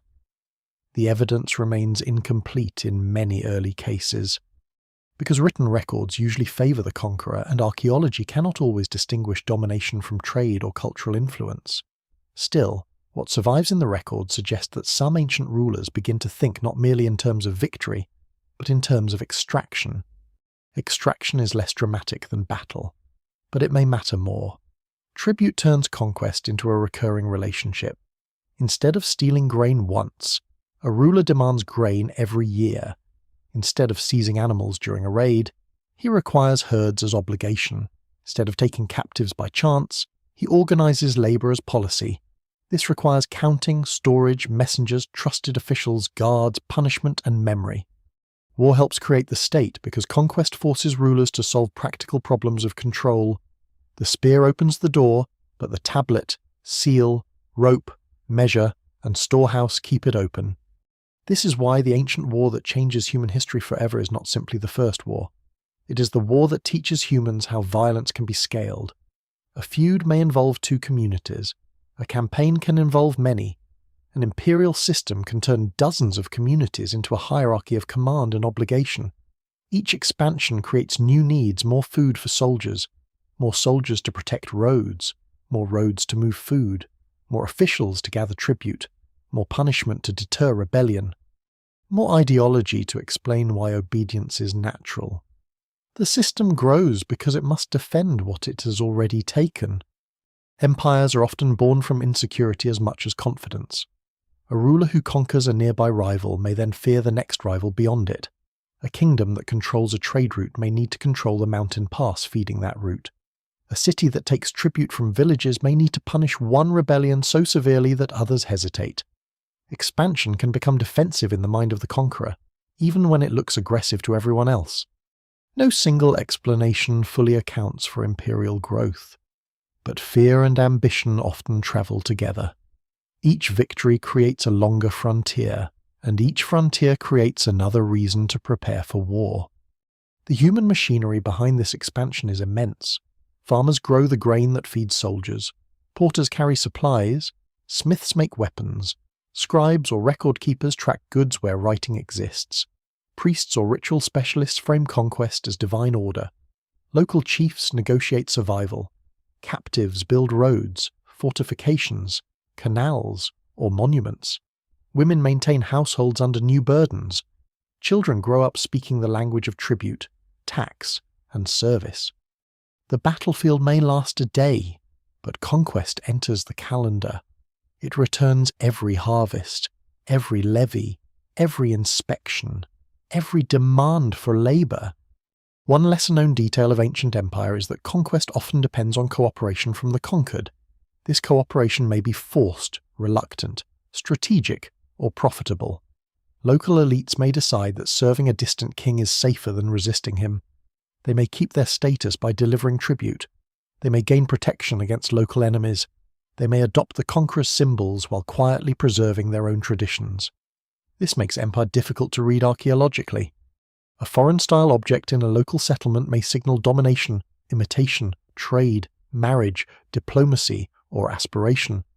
Power rarely leaves only one kind of trace. Rebellion is the shadow of this arrangement. Every conquered region contains the memory of other possibilities. Tribute can be tolerated in good years and hated in bad ones. A distant ruler may seem powerful until his army is elsewhere. A local official may be obeyed until famine makes obedience impossible. A defeated people may preserve old loyalties through ritual, burial, language, or quiet stories told at home. Imperial war never truly ends after conquest. It becomes a permanent negotiation between control and resistance. The center demands, the edges calculate. This is also when terror becomes policy. Earlier violence can certainly be cruel, but imperial power often uses cruelty as communication across distance. A punished city becomes a message to cities not yet punished. Captives marched away become living proof of defeat.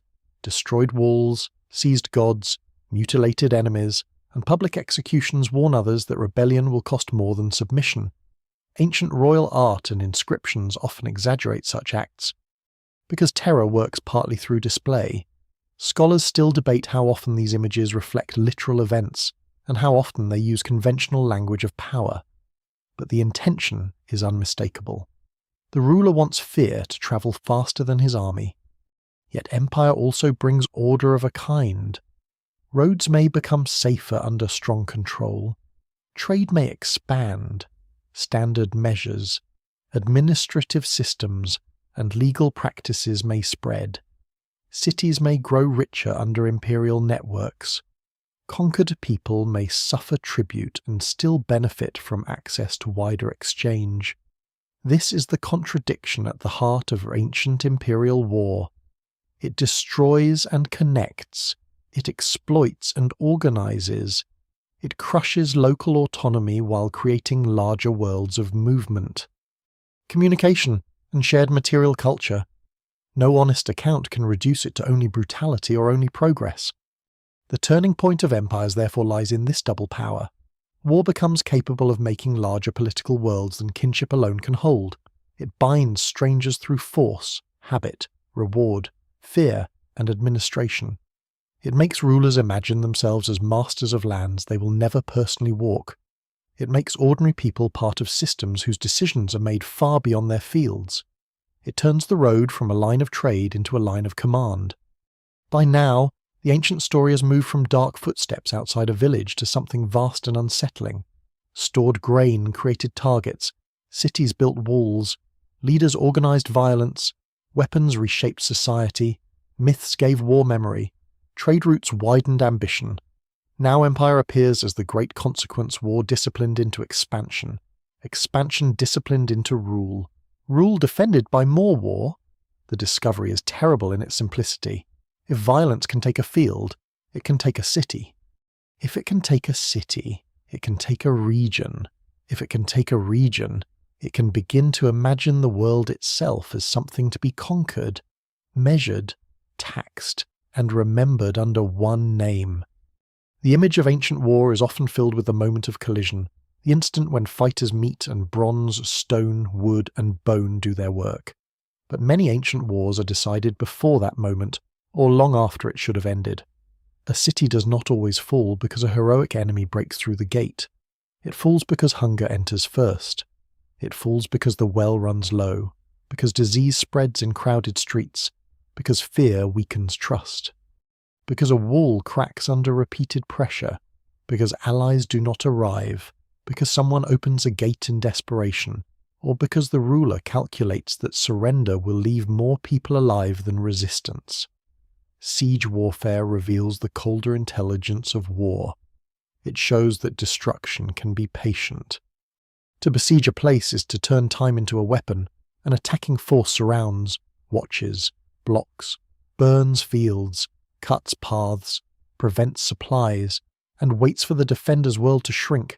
The people inside may have walls, towers, gates, storage rooms, weapons, and courage, but they also have children, animals, the sick, the elderly, and grain that disappears a little more each day. The defenders count jars, they ration water, they slaughter animals earlier than planned. They argue over who receives food first. They listen for sounds outside the wall and for rumours inside it. The evidence remains incomplete for many early sieges because hunger leaves fewer marks than a blade. But later texts and archaeological destruction layers make the logic clear. A siege attacks the body of a city by attacking its calendar. Fire is one of the most terrifying tools in that process. Ancient settlements are often flammable places, filled with timber beams, reeds, thatch, woven materials, stored fuel, dry dung, baskets, textiles, and grain dust. A burning arrow, a torch at a gate, a roof set alight, or a fire started against a wooden structure can turn defense into chaos. Smoke blinds. Heat drives people from protected places. Panic breaks formations. Fire can be accidental, but in war it becomes intentional weather. Made by human hands, archaeologists find this in thick destruction layers, baked mud brick, charred beams, collapsed roofing, and objects sealed under ash. Scholars still debate individual cases, because not every burning marks an attack, yet fire remains one of the most visible fingerprints of ancient violence. Siege also makes engineering part of war. Attackers dig, pile, ram, bridge, tunnel, and drag. Defenders repair, reinforce, block, raise, and counter-dig. A wall is not a simple barrier. It is a conversation between fear and technique. If gates are weak, they are narrowed or angled. If walls can be climbed, towers rise. If attackers can approach safely, defenders clear open ground. If missiles threaten exposed fighters, attackers build shields, mantlets, or covered approaches. In later ancient states, siegecraft becomes highly specialized, with ramps, battering rams, towers, sappers, and organized labor. But the principle is older and simpler. The built environment becomes part of the battle, and every defensive solution invites a new method of attack. A lesser-known detail of siege warfare is how much it depends on landscape rather than walls alone. A city with a spring inside its defences can outlast a city dependent on an exposed river. A hilltop may be hard to storm, but difficult to supply. A lowland city may have fertile fields yet be easy to surround. Marshes can protect one side and trap escape on another. Mountains may slow armies but also isolate defenders. The strongest wall can fail if the food system outside it is destroyed. Ancient warfare is therefore often environmental warfare. Attackers do not need to kill every defender. They can cut the settlement away from the land that feeds it. Starvation changes the moral atmosphere inside a city. In normal life, storage may express order. Grain belongs to households, temples, chiefs, palaces, or communal reserves. During siege, Every container becomes political. Who controls the storehouse controls hope. Rationing can preserve life, but it can also expose inequality. Elites may eat better while the poor weaken. Fighters may receive priority because defense depends on them. The old, sick, enslaved, foreign. Or socially marginal may be sacrificed first in quiet ways the record rarely preserves. No single explanation fully accounts for how every ancient community handled siege hunger, but the pressure must have been immense. War reveals the hidden ranking of lives. Disease follows hunger closely. Crowded defensive spaces, limited water, animals kept inside walls, rotting waste, unburied bodies, smoke, stress, and weakened immune systems create conditions where illness spreads. Ancient sources from later literate societies sometimes describe pestilence during campaigns and sieges. But even without writing, the biological reality is plain. A city under siege is not only a military space, it is an injured organism. Its streets become arteries under strain. Its wells become lungs. Its gates become wounds that must not open. The attackers outside may suffer too, especially if they remain long in poor sanitation, bad weather, and supply shortages. Siege is dangerous for both sides, and many armies have been defeated not by defenders, but by time, hunger, and disease turning against them. Intimidation is another weapon. Attackers may display captives, shout threats, destroy nearby fields, execute prisoners within sight of the wall, or parade siege equipment to convince defenders that resistance is hopeless. Defenders may display strength, repair walls publicly, fire missiles at officers, or punish suspected traitors to show resolve. War here becomes theatre, but theatre with consequences. The goal is to break decision-making before the final assault, if a city surrenders early. Attackers save lives, supplies, and time, though not always mercy. If it resists and is taken by storm, many ancient armies treat the population harshly, partly as punishment and partly as warning to others. What survives in royal records often exaggerates such severity, but the strategic logic is real. For ordinary people, siege collapses the distance between battlefield and home. The wall may separate soldier from civilian physically, but not emotionally. Every household becomes part of the defense simply by enduring.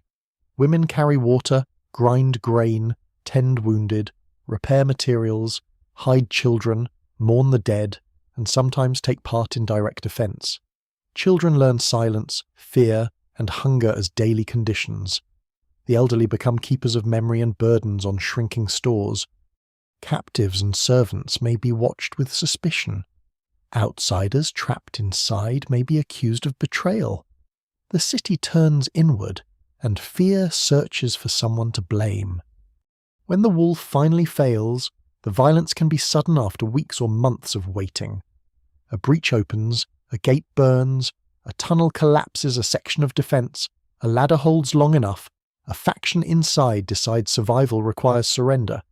The moment of entry is often the most dangerous because attacking troops who have suffered hunger, exhaustion, casualties, and delay may be difficult to control.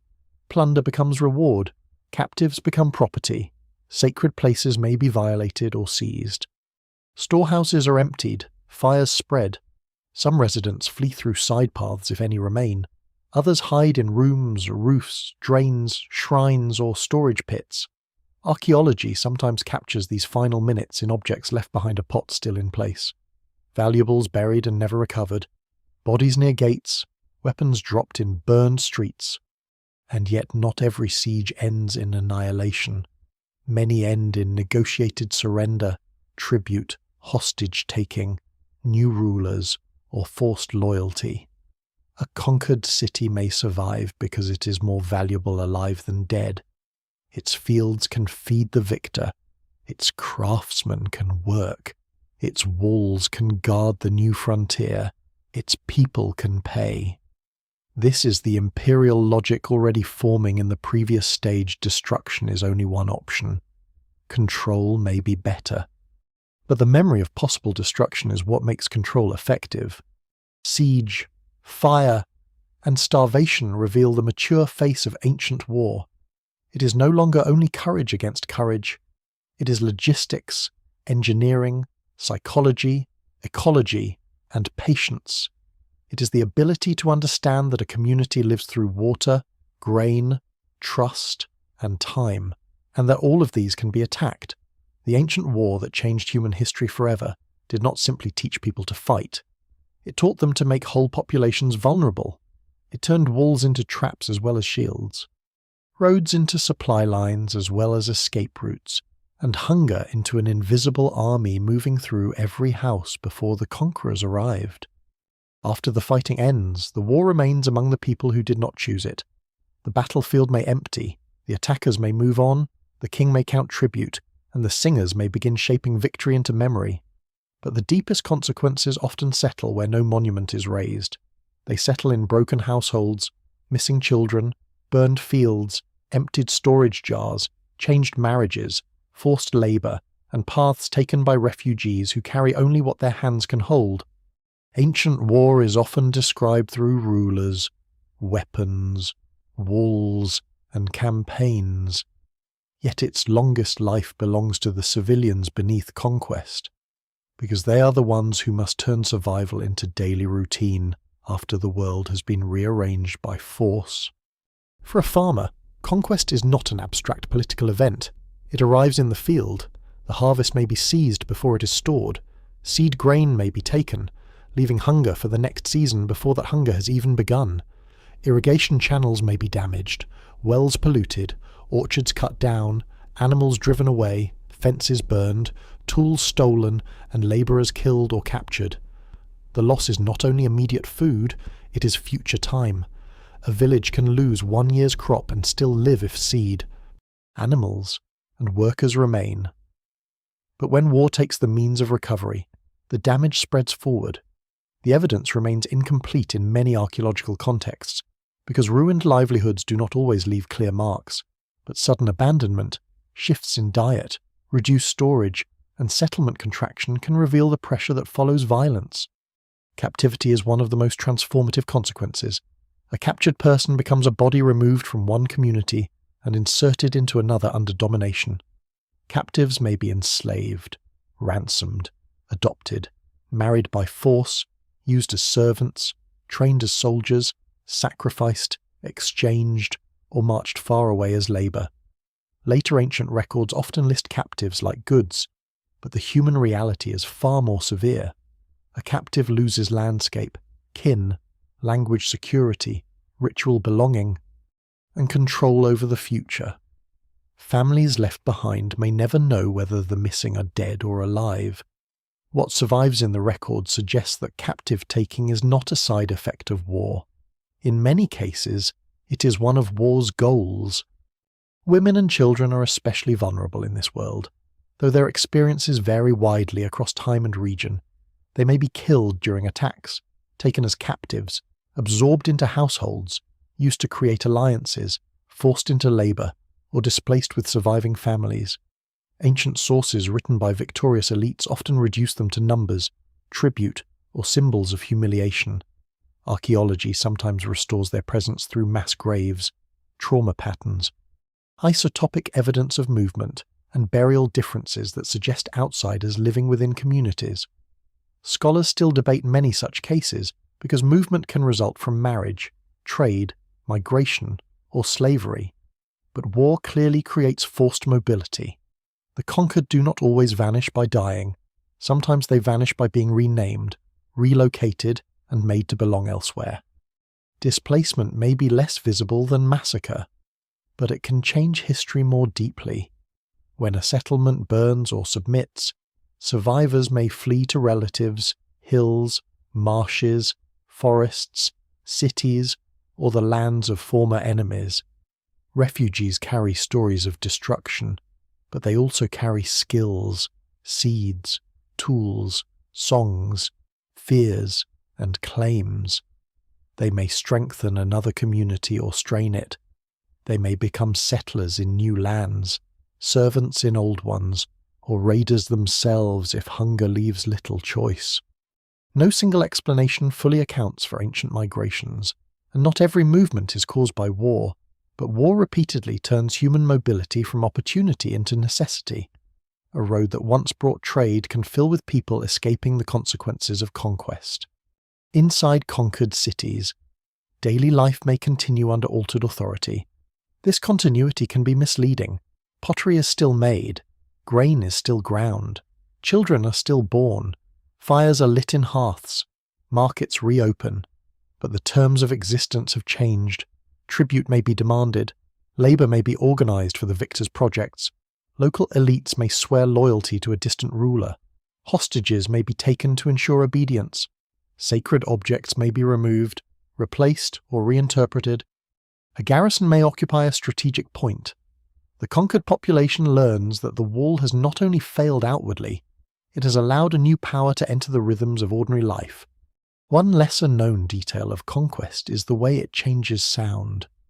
A city under new rule may hear unfamiliar commands at gates, new languages in markets, different military signals, foreign songs from soldiers, and new names for old places. Sound is rarely preserved archaeologically, yet it matters. It is part of how domination is felt. The conquered may continue speaking privately as before, but public life begins to carry the voice of the victor. Measures, taxes, titles, orders, and punishments may arrive in words that do not belong to local memory. Over generations, such changes can become normal, and the original violence disappears beneath habit. War also reshapes the dead. Proper burial may be impossible during attack or flight. Bodies may be left exposed, buried hastily, gathered later, or never recovered. Ancestors' graves may be disturbed by destruction, rebuilding, looting, or forced movement. For communities deeply tied to land and lineage, this is not a small wound. Losing access to ancestral places can fracture identity. A family that cannot tend its dead loses part of its claim to the living world. The evidence for such emotional loss is difficult to measure, but burial practices show again and again that ancient people cared deeply about where and how the dead rested. War attacks that care. The conquered may respond with obedience, rebellion, adaptation, or quiet preservation. They may pay tribute publicly while maintaining older rituals at home. They may adopt the clothing, weapons, writing, or symbols of the victor because doing so offers safety or advancement. They may intermarry, collaborate, resist, flee, or wait. Some become part of the conquering system and benefit from it. Others are pushed lower. The moral landscape is rarely simple. A local official serving an empire may be betrayer to some, protector to others, and survivor to himself. Ancient war creates these impossible positions where survival and compromise become difficult to separate. Children born after conquest inherit a world they did not watch fall. To them, the new taxes, new rulers, new soldiers, and new borders may seem permanent. Their grandparents may remember another order, but memory fades with each generation unless preserved through ritual, story, or resentment. This is one way war changes history forever, not only by killing, but by creating new normalities. A conquered people may eventually speak the conqueror's language, serve in the conqueror's army, worship within a changed sacred order, or identify with a political world their ancestors feared. Violence becomes ancestry. Yet beneath every imperial inscription, there are lives that remain unnamed.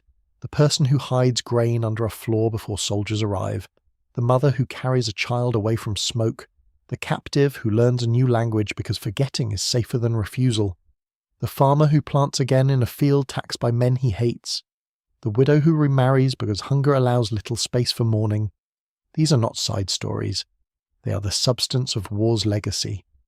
The ancient war that changed human history forever did not change only kingship, weapons, trade, and empire. It changed the meaning of ordinary life under threat. It taught communities that homes could become prizes, children could become captives, harvests could become tribute, and memory itself could be conquered slowly. The people beneath conquest show the true scale of ancient war, because their survival proves that history is not made only by those who command violence, but also by those forced to live after it. Civilizations rarely collapse for one reason, even when later memory wants a single culprit. A burned palace is easy to blame on invaders. A ruined gate seems to announce defeat. A layer of ash invites the imagination to see armies pouring through streets and ending a world in one night. But history is usually less obedient than that.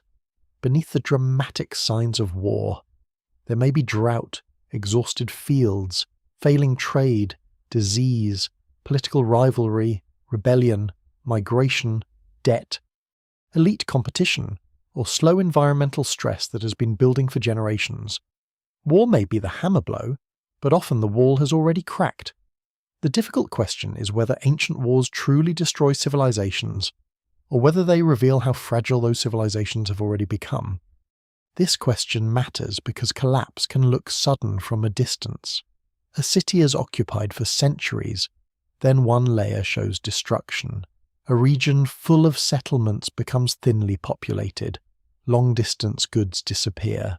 Monumental building stops.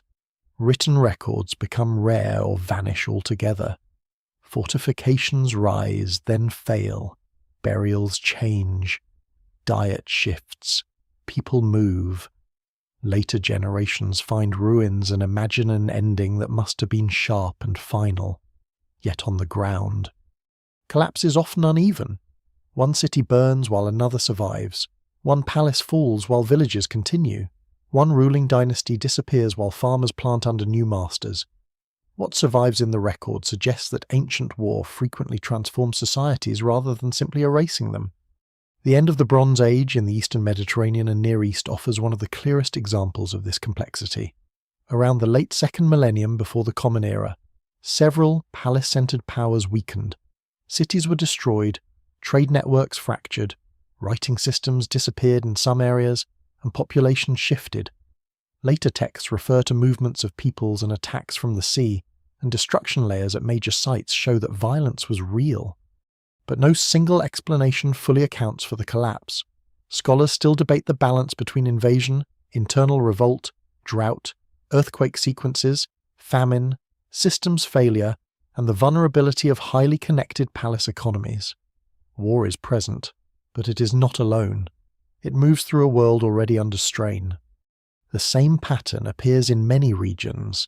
A drought does not automatically cause war, but it can make war more likely by reducing surplus, increasing competition, weakening rulers, and pushing people to migrate. Trade failure does not automatically destroy a city, but if that city depends on imported metal, timber, food, or prestige goods, disruption can undermine both economy and authority. Political rivalry does not always cause collapse, but in a stressed system, elite competition can turn into civil conflict, assassination, rebellion, or fragmentation. Ancient war often feeds on these pressures. It is not a separate storm arriving from outside the human world. It is one of the ways stress becomes action. There is a lesser-known danger in highly organized societies. Their strengths can become weaknesses. A palace economy that coordinates storage, craft production, taxation, and long-distance exchange can produce remarkable wealth. It can feed workers, sponsor temples, maintain armies, and build monuments. But if too much depends on central control, then the failure of that center can ripple outward quickly. A burned administrative building may mean more than the loss of walls. It may mean the loss of records, rations, authority, and trust. If scribes, officials, guards, and storehouses no longer function, people who once depended on the system must improvise. Some return to smaller-scale life, some join new powers, some flee, some fight. War accelerates this unraveling because it attacks connection. It cuts roads, destroys storage, interrupts planting, scatters labor, and makes trust dangerous. A merchant may stop traveling if routes are unsafe. A village may hide grain rather than send tribute. A local leader may withhold support from a distant king who can no longer protect him. Soldiers may desert if pay fails. allies may change sides.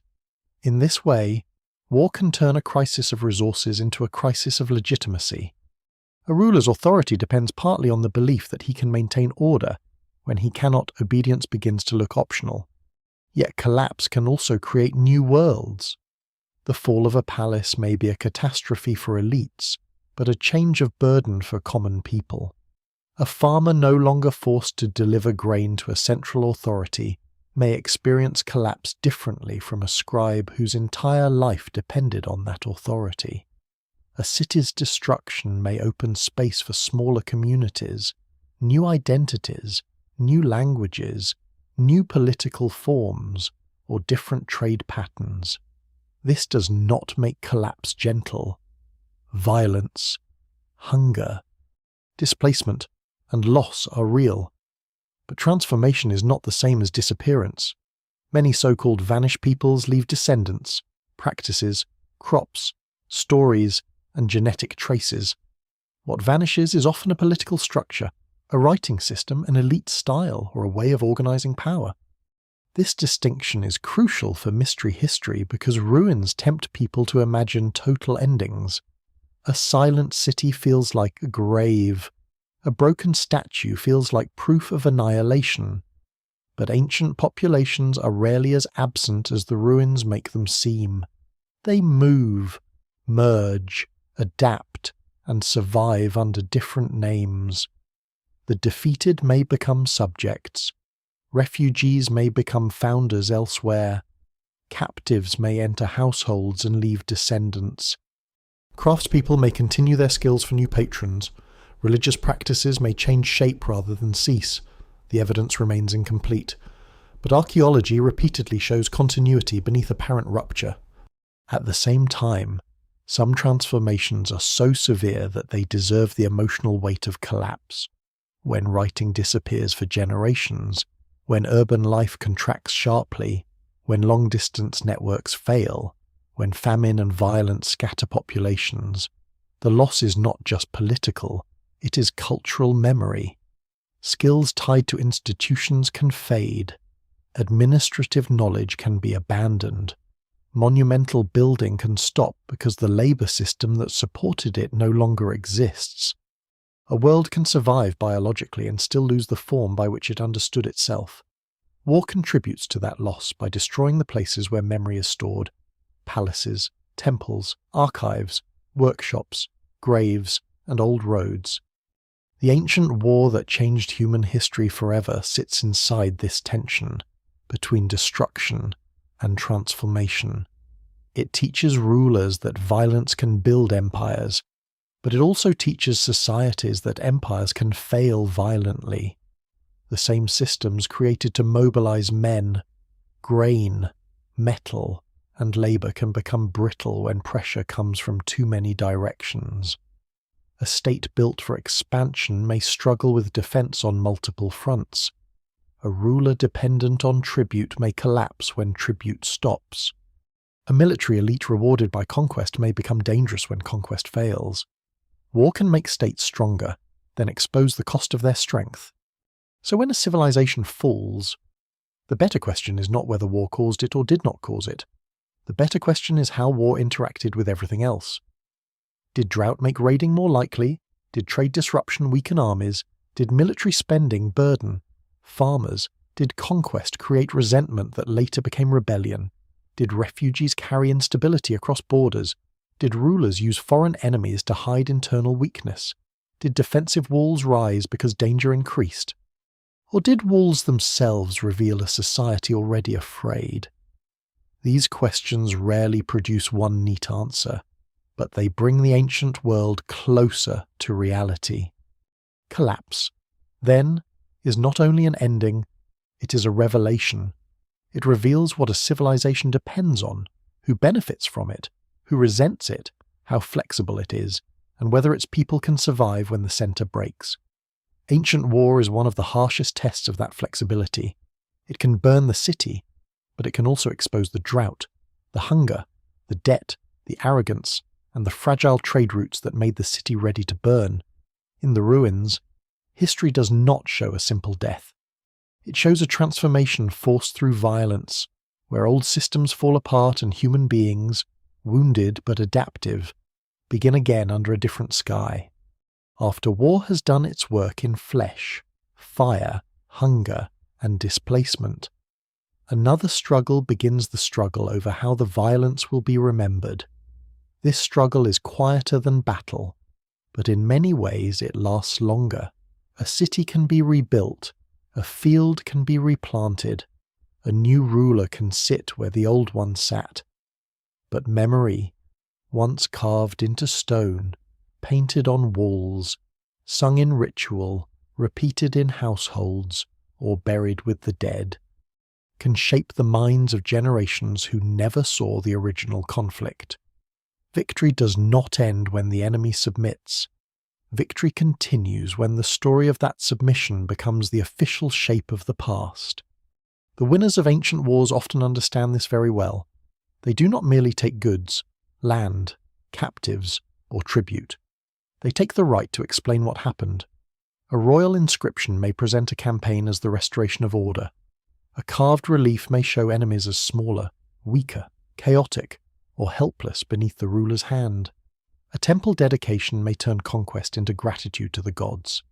A monument may stand in a public place where everyone who passes must absorb the same message.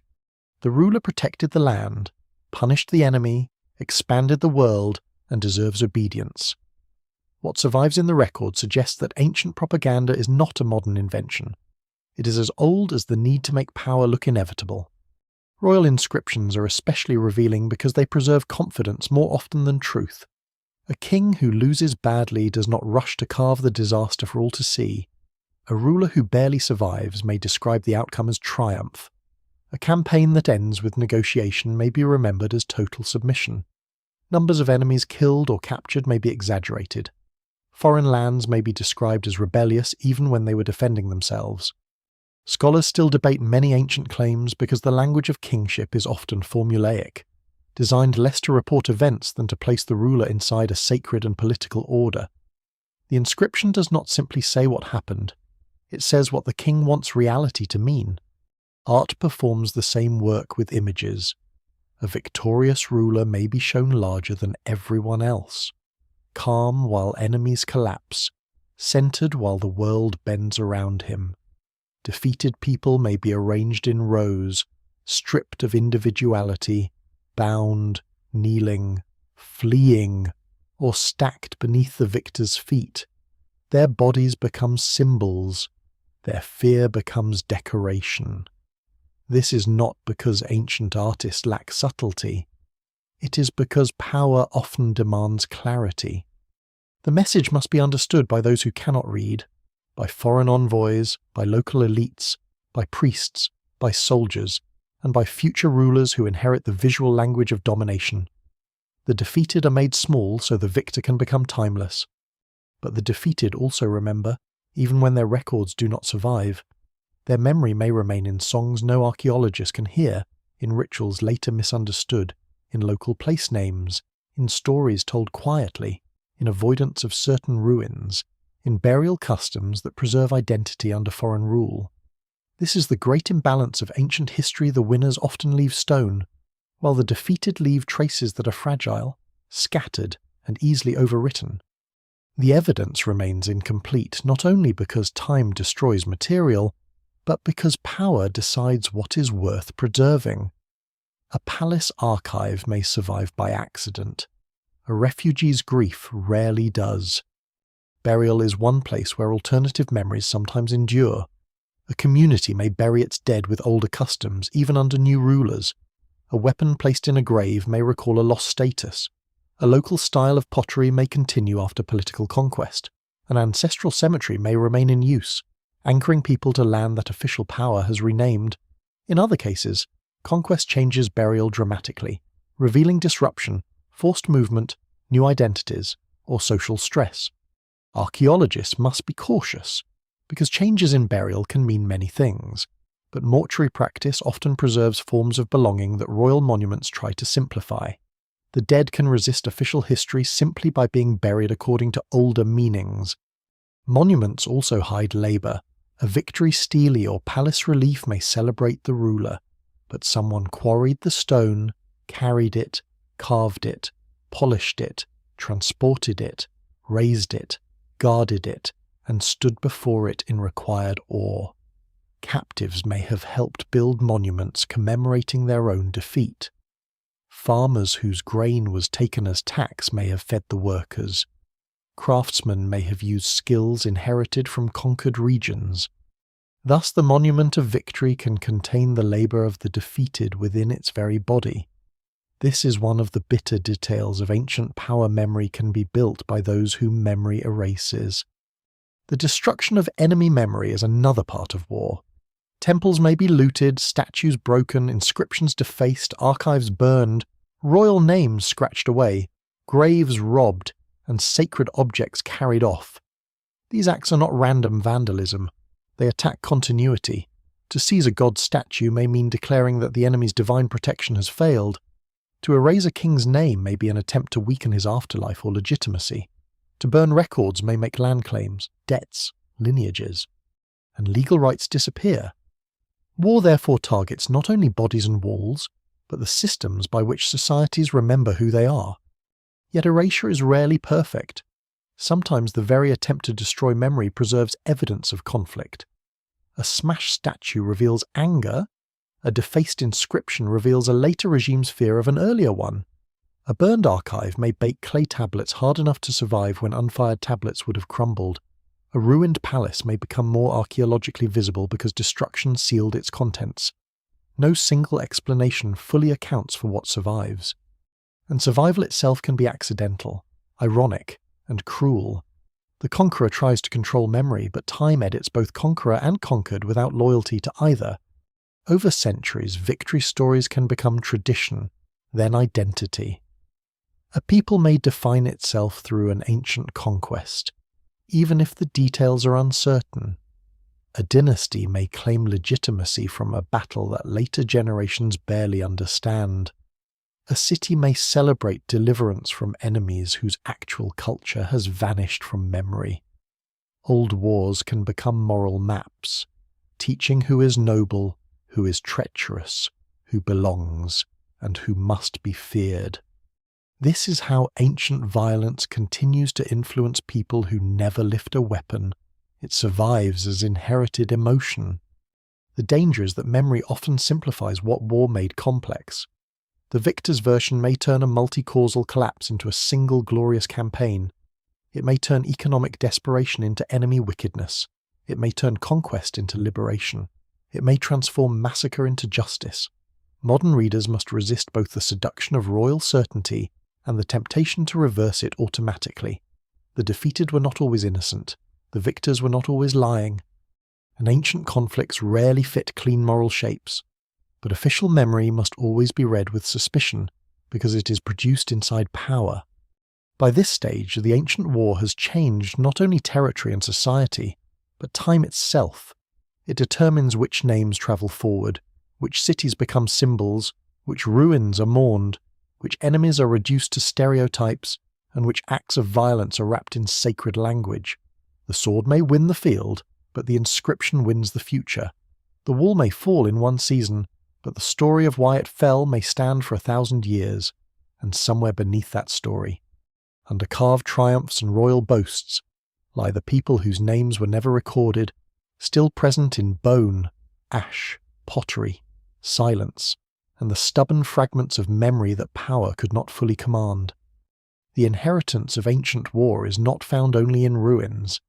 It is found in the structures that continue after the smoke clears the tax list, the guarded road, the fortified border, the ruler's claim to protect the people, the obligation of farmers to feed soldiers, the habit of measuring land so it can support armies, the belief that peace must be organized through power.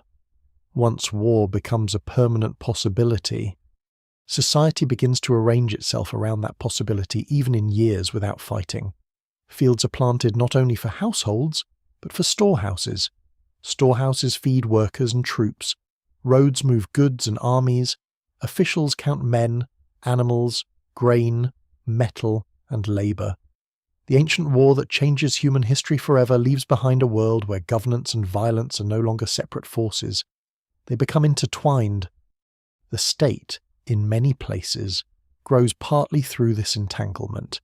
It would be misleading to say that war alone creates states, because irrigation, trade, ritual authority, population growth, land management, and social inequality all play major roles. Scholars still debate the balance between these forces, and no single explanation fully accounts for the rise of complex political systems across the world. Yet warfare gives early states a powerful reason to centralize. A scattered group of villages may defend themselves poorly against a coordinated enemy.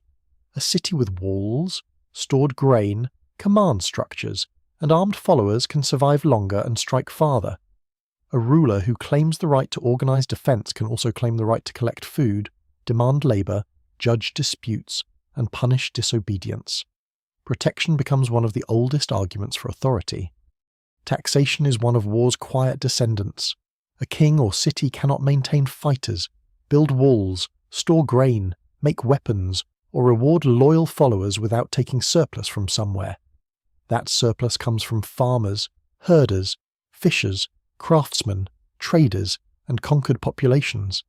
In peaceful language, it may be called offering, tribute, obligation, rent, service, or tax. In practice, it moves food and labor upward towards centers of power. War makes such extraction easier to justify.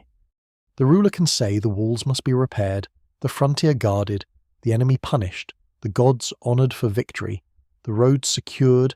Even when the danger is real, the system created to answer it can outlive the danger itself. Borders also become more meaningful through war.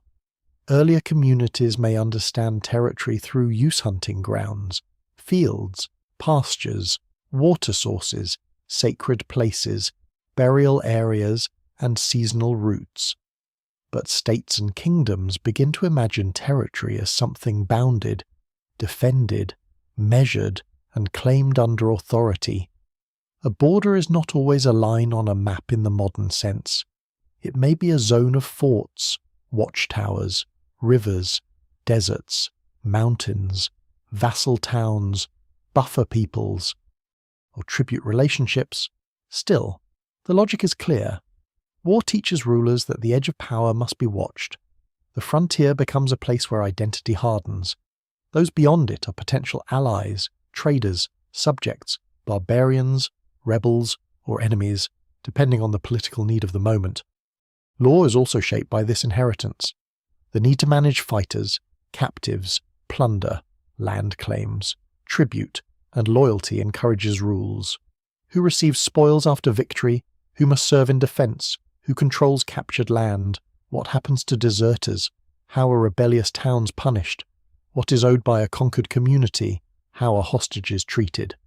Written law codes and administrative records from ancient states do not reduce society to war, but they often show concern with property, labor, hierarchy, punishment, and obligation, all of which are sharpened by conflict. War does not create law from nothing. It pressures law to serve power, order, and survival at the same time. A lesser-known legacy of ancient war is standardization. Armies and administrations prefer things that can be counted, issued, moved, and compared.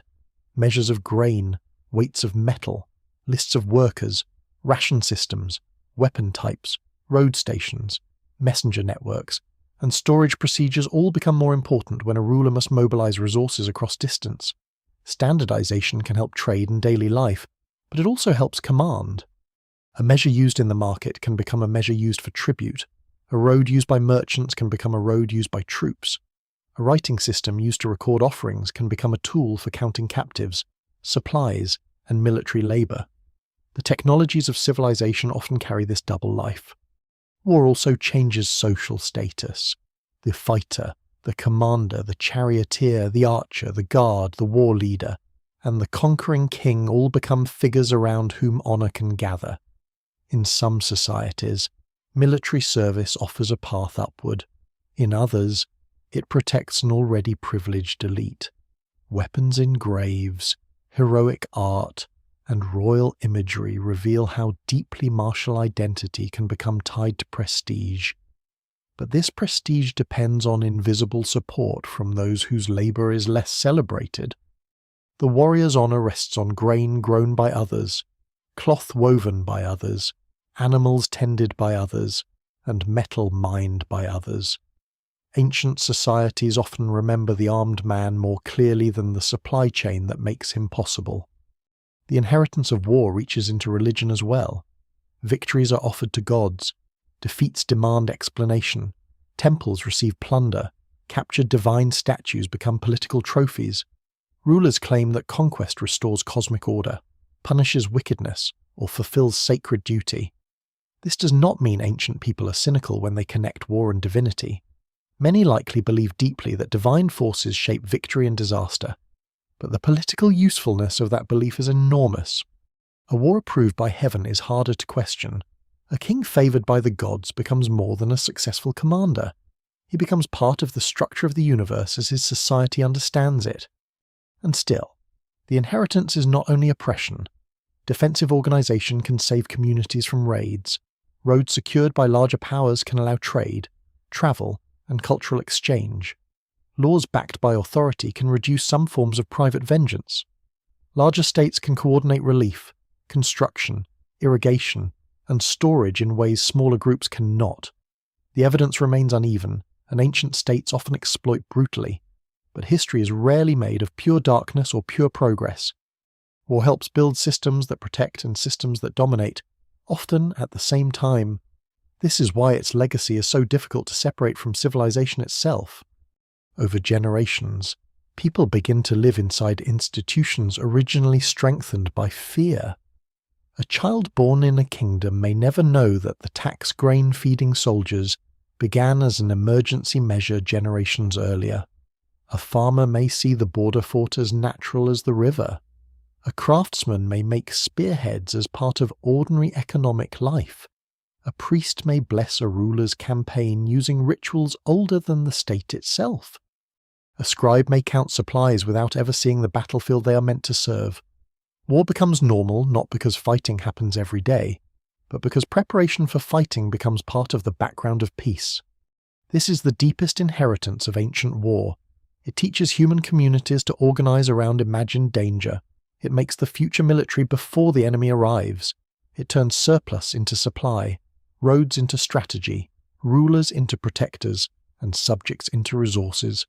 From fortified towns to imperial borders, from tribute lists to royal monuments, from weapon burials to stories of heroic ancestors, ancient war leaves behind institutions that continue long after particular battles are forgotten. The old footsteps in the grass have become walls, offices, laws, taxes, armies, and states. The danger outside the settlement has been answered by building a society that carries danger inside its own design.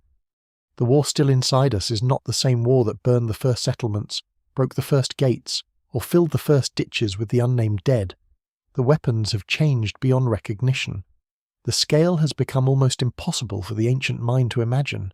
The cities are larger, the borders sharper, the records louder, the machines more distant from the hands that command them. Yet beneath all that distance, the ancient turning point remains visible. Human communities still organize around danger before danger arrives. They still build identities around memory, territory, fear, pride, and loss. They still turn old wounds into reasons for future action. The first organized wars did not only change ancient history, they changed the range of possibilities humans believed were available to them. This is why the beginning matters. It would be easier to imagine war as something invented fully formed by kings and empires, something imposed from above after peaceful villages had already become cities. But the record suggests a more unsettling truth. War grows out of ordinary human achievement settlement, storage, cooperation, memory, craft, leadership, trade, and the ability to imagine the future, the same capacities that allow people to plant fields, protect children, build houses, honor ancestors, and create lasting communities also allow them to plan raids, build walls, train fighters, and turn neighbours into enemies. No single explanation fully accounts for this transformation, because it is not a simple fall from innocence. It is a shadow cast by civilization's own strengths. The ancient world teaches that war is not only a breakdown of order. Often, it is order redirected. It requires discipline, supply, loyalty, timing, labour, and belief. A mob may destroy for a moment, but sustained warfare needs organisation. This is one of the hardest truths in the story. War becomes powerful not because humans are chaotic, but because humans are cooperative. A campaign is cooperation with a violent aim. A siege is patience organised against a city. An empire is administration built on the memory of conquest. The deep danger is not merely aggression, it is aggression made durable by social structure. And yet the evidence also refuses despair. If organised violence is human, so is restraint.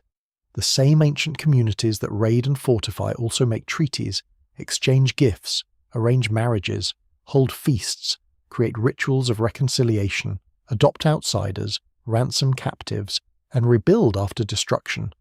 Peace is not the absence of human nature. It is another human invention, just as complex as war and often more difficult to maintain. Scholars still debate how early societies manage conflict, but what survives in later records and archaeological patterns suggests that people repeatedly searched for ways to limit violence, even while preparing for it. The existence of walls proves fear, but the existence of gates proves that contact continues. The ancient war that changed human history forever therefore leaves a divided inheritance. It gives rise to kingship, taxation, fortification, professional fighters, imperial ambition, strategic roads, borderlands, and the harsh logic of conquest. It also forces communities to ask what kind of order can survive fear. A village that has been attacked must decide whether to retaliate, move, fortify, negotiate, or submit. A city that has conquered others must decide whether to destroy, exploit, absorb, or protect.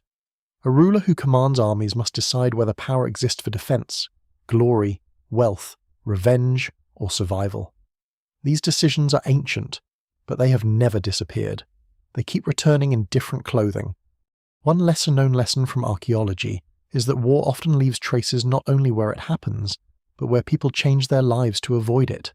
Settlements move to higher ground, houses cluster more tightly, storage shifts to protected spaces, trade routes bend away from danger, communities abandon rich land for safer land. Defensive architecture appears before destruction layers.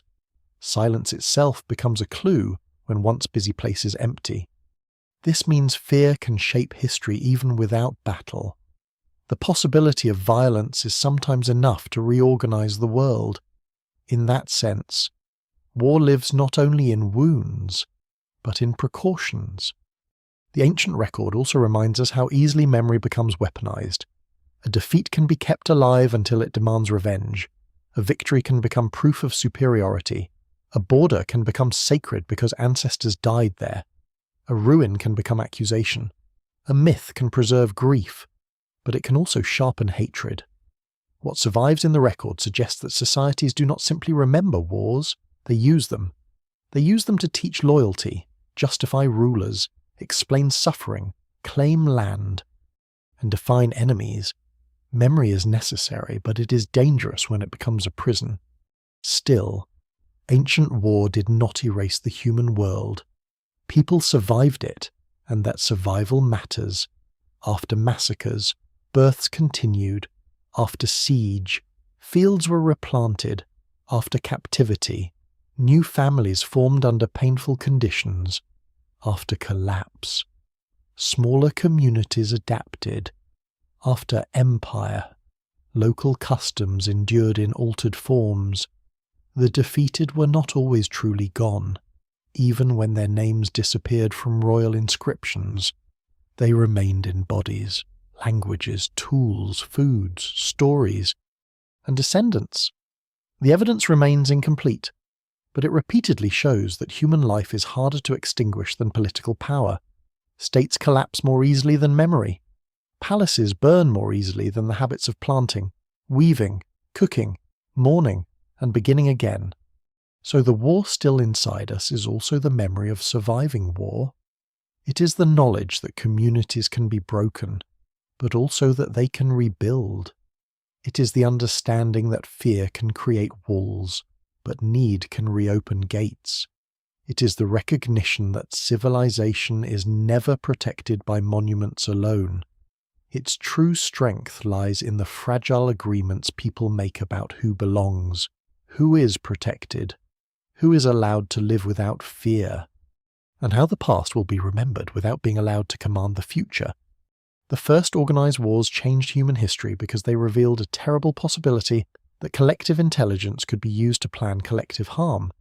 But they also revealed the opposite possibility, though more quietly, that collective intelligence could be used to restrain harm, repair damage, and carry life through catastrophe. Ancient war stands at the beginning of states, empires, borders, and conquest, but also at the beginning of long efforts to contain what humans had learned to do. The story ends not with a single battlefield, but with a lasting image, a settlement at dusk, a wall repaired, a gate watched, smoke rising from cooking fires, children near the houses, grain stored for another year, and beyond the fields, the road still open, carrying both danger and hope into the darkening distance. The final image does not need a king, a battlefield, or a burning city. It can be much smaller than that.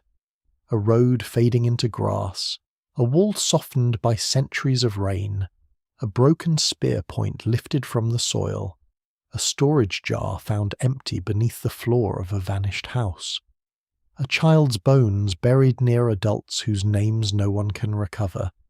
These fragments are quiet, but they carry the weight of the ancient turning point. They remind us that war entered history not as a single invention, but as a slow change in the way communities imagine danger, memory, land, and one another. Across deep time, the same landscapes change their faces.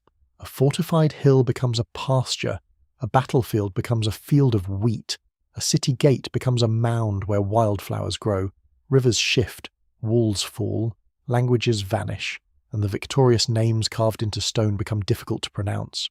The rulers who claim to command eternity are gone, their armies are gone, their enemies are gone, but the pattern they helped shape remains visible in the world they left behind. The guarded frontier, the stored surplus, the official record, the heroic story, the fear of the stranger, the promise of protection, the cost of obedience. And still, the ancient world is not only a record of violence, it is also a record of endurance. People survived behind walls and beyond them. They fled, returned, rebuilt, adapted, mourned, planted, traded, and remembered. They carried seeds into new valleys, raised children among ruins, repaired tools beside ashes, and found ways to live under rulers they had not chosen. The story of war is therefore never only the story of destruction.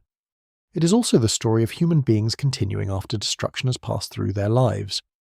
What remains is a kind of warning written in earth instead of words.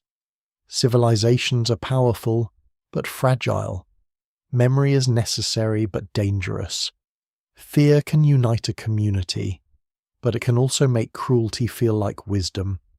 The same intelligence that builds cities can break them. The same road that brings grain, copper, and stories can bring an army.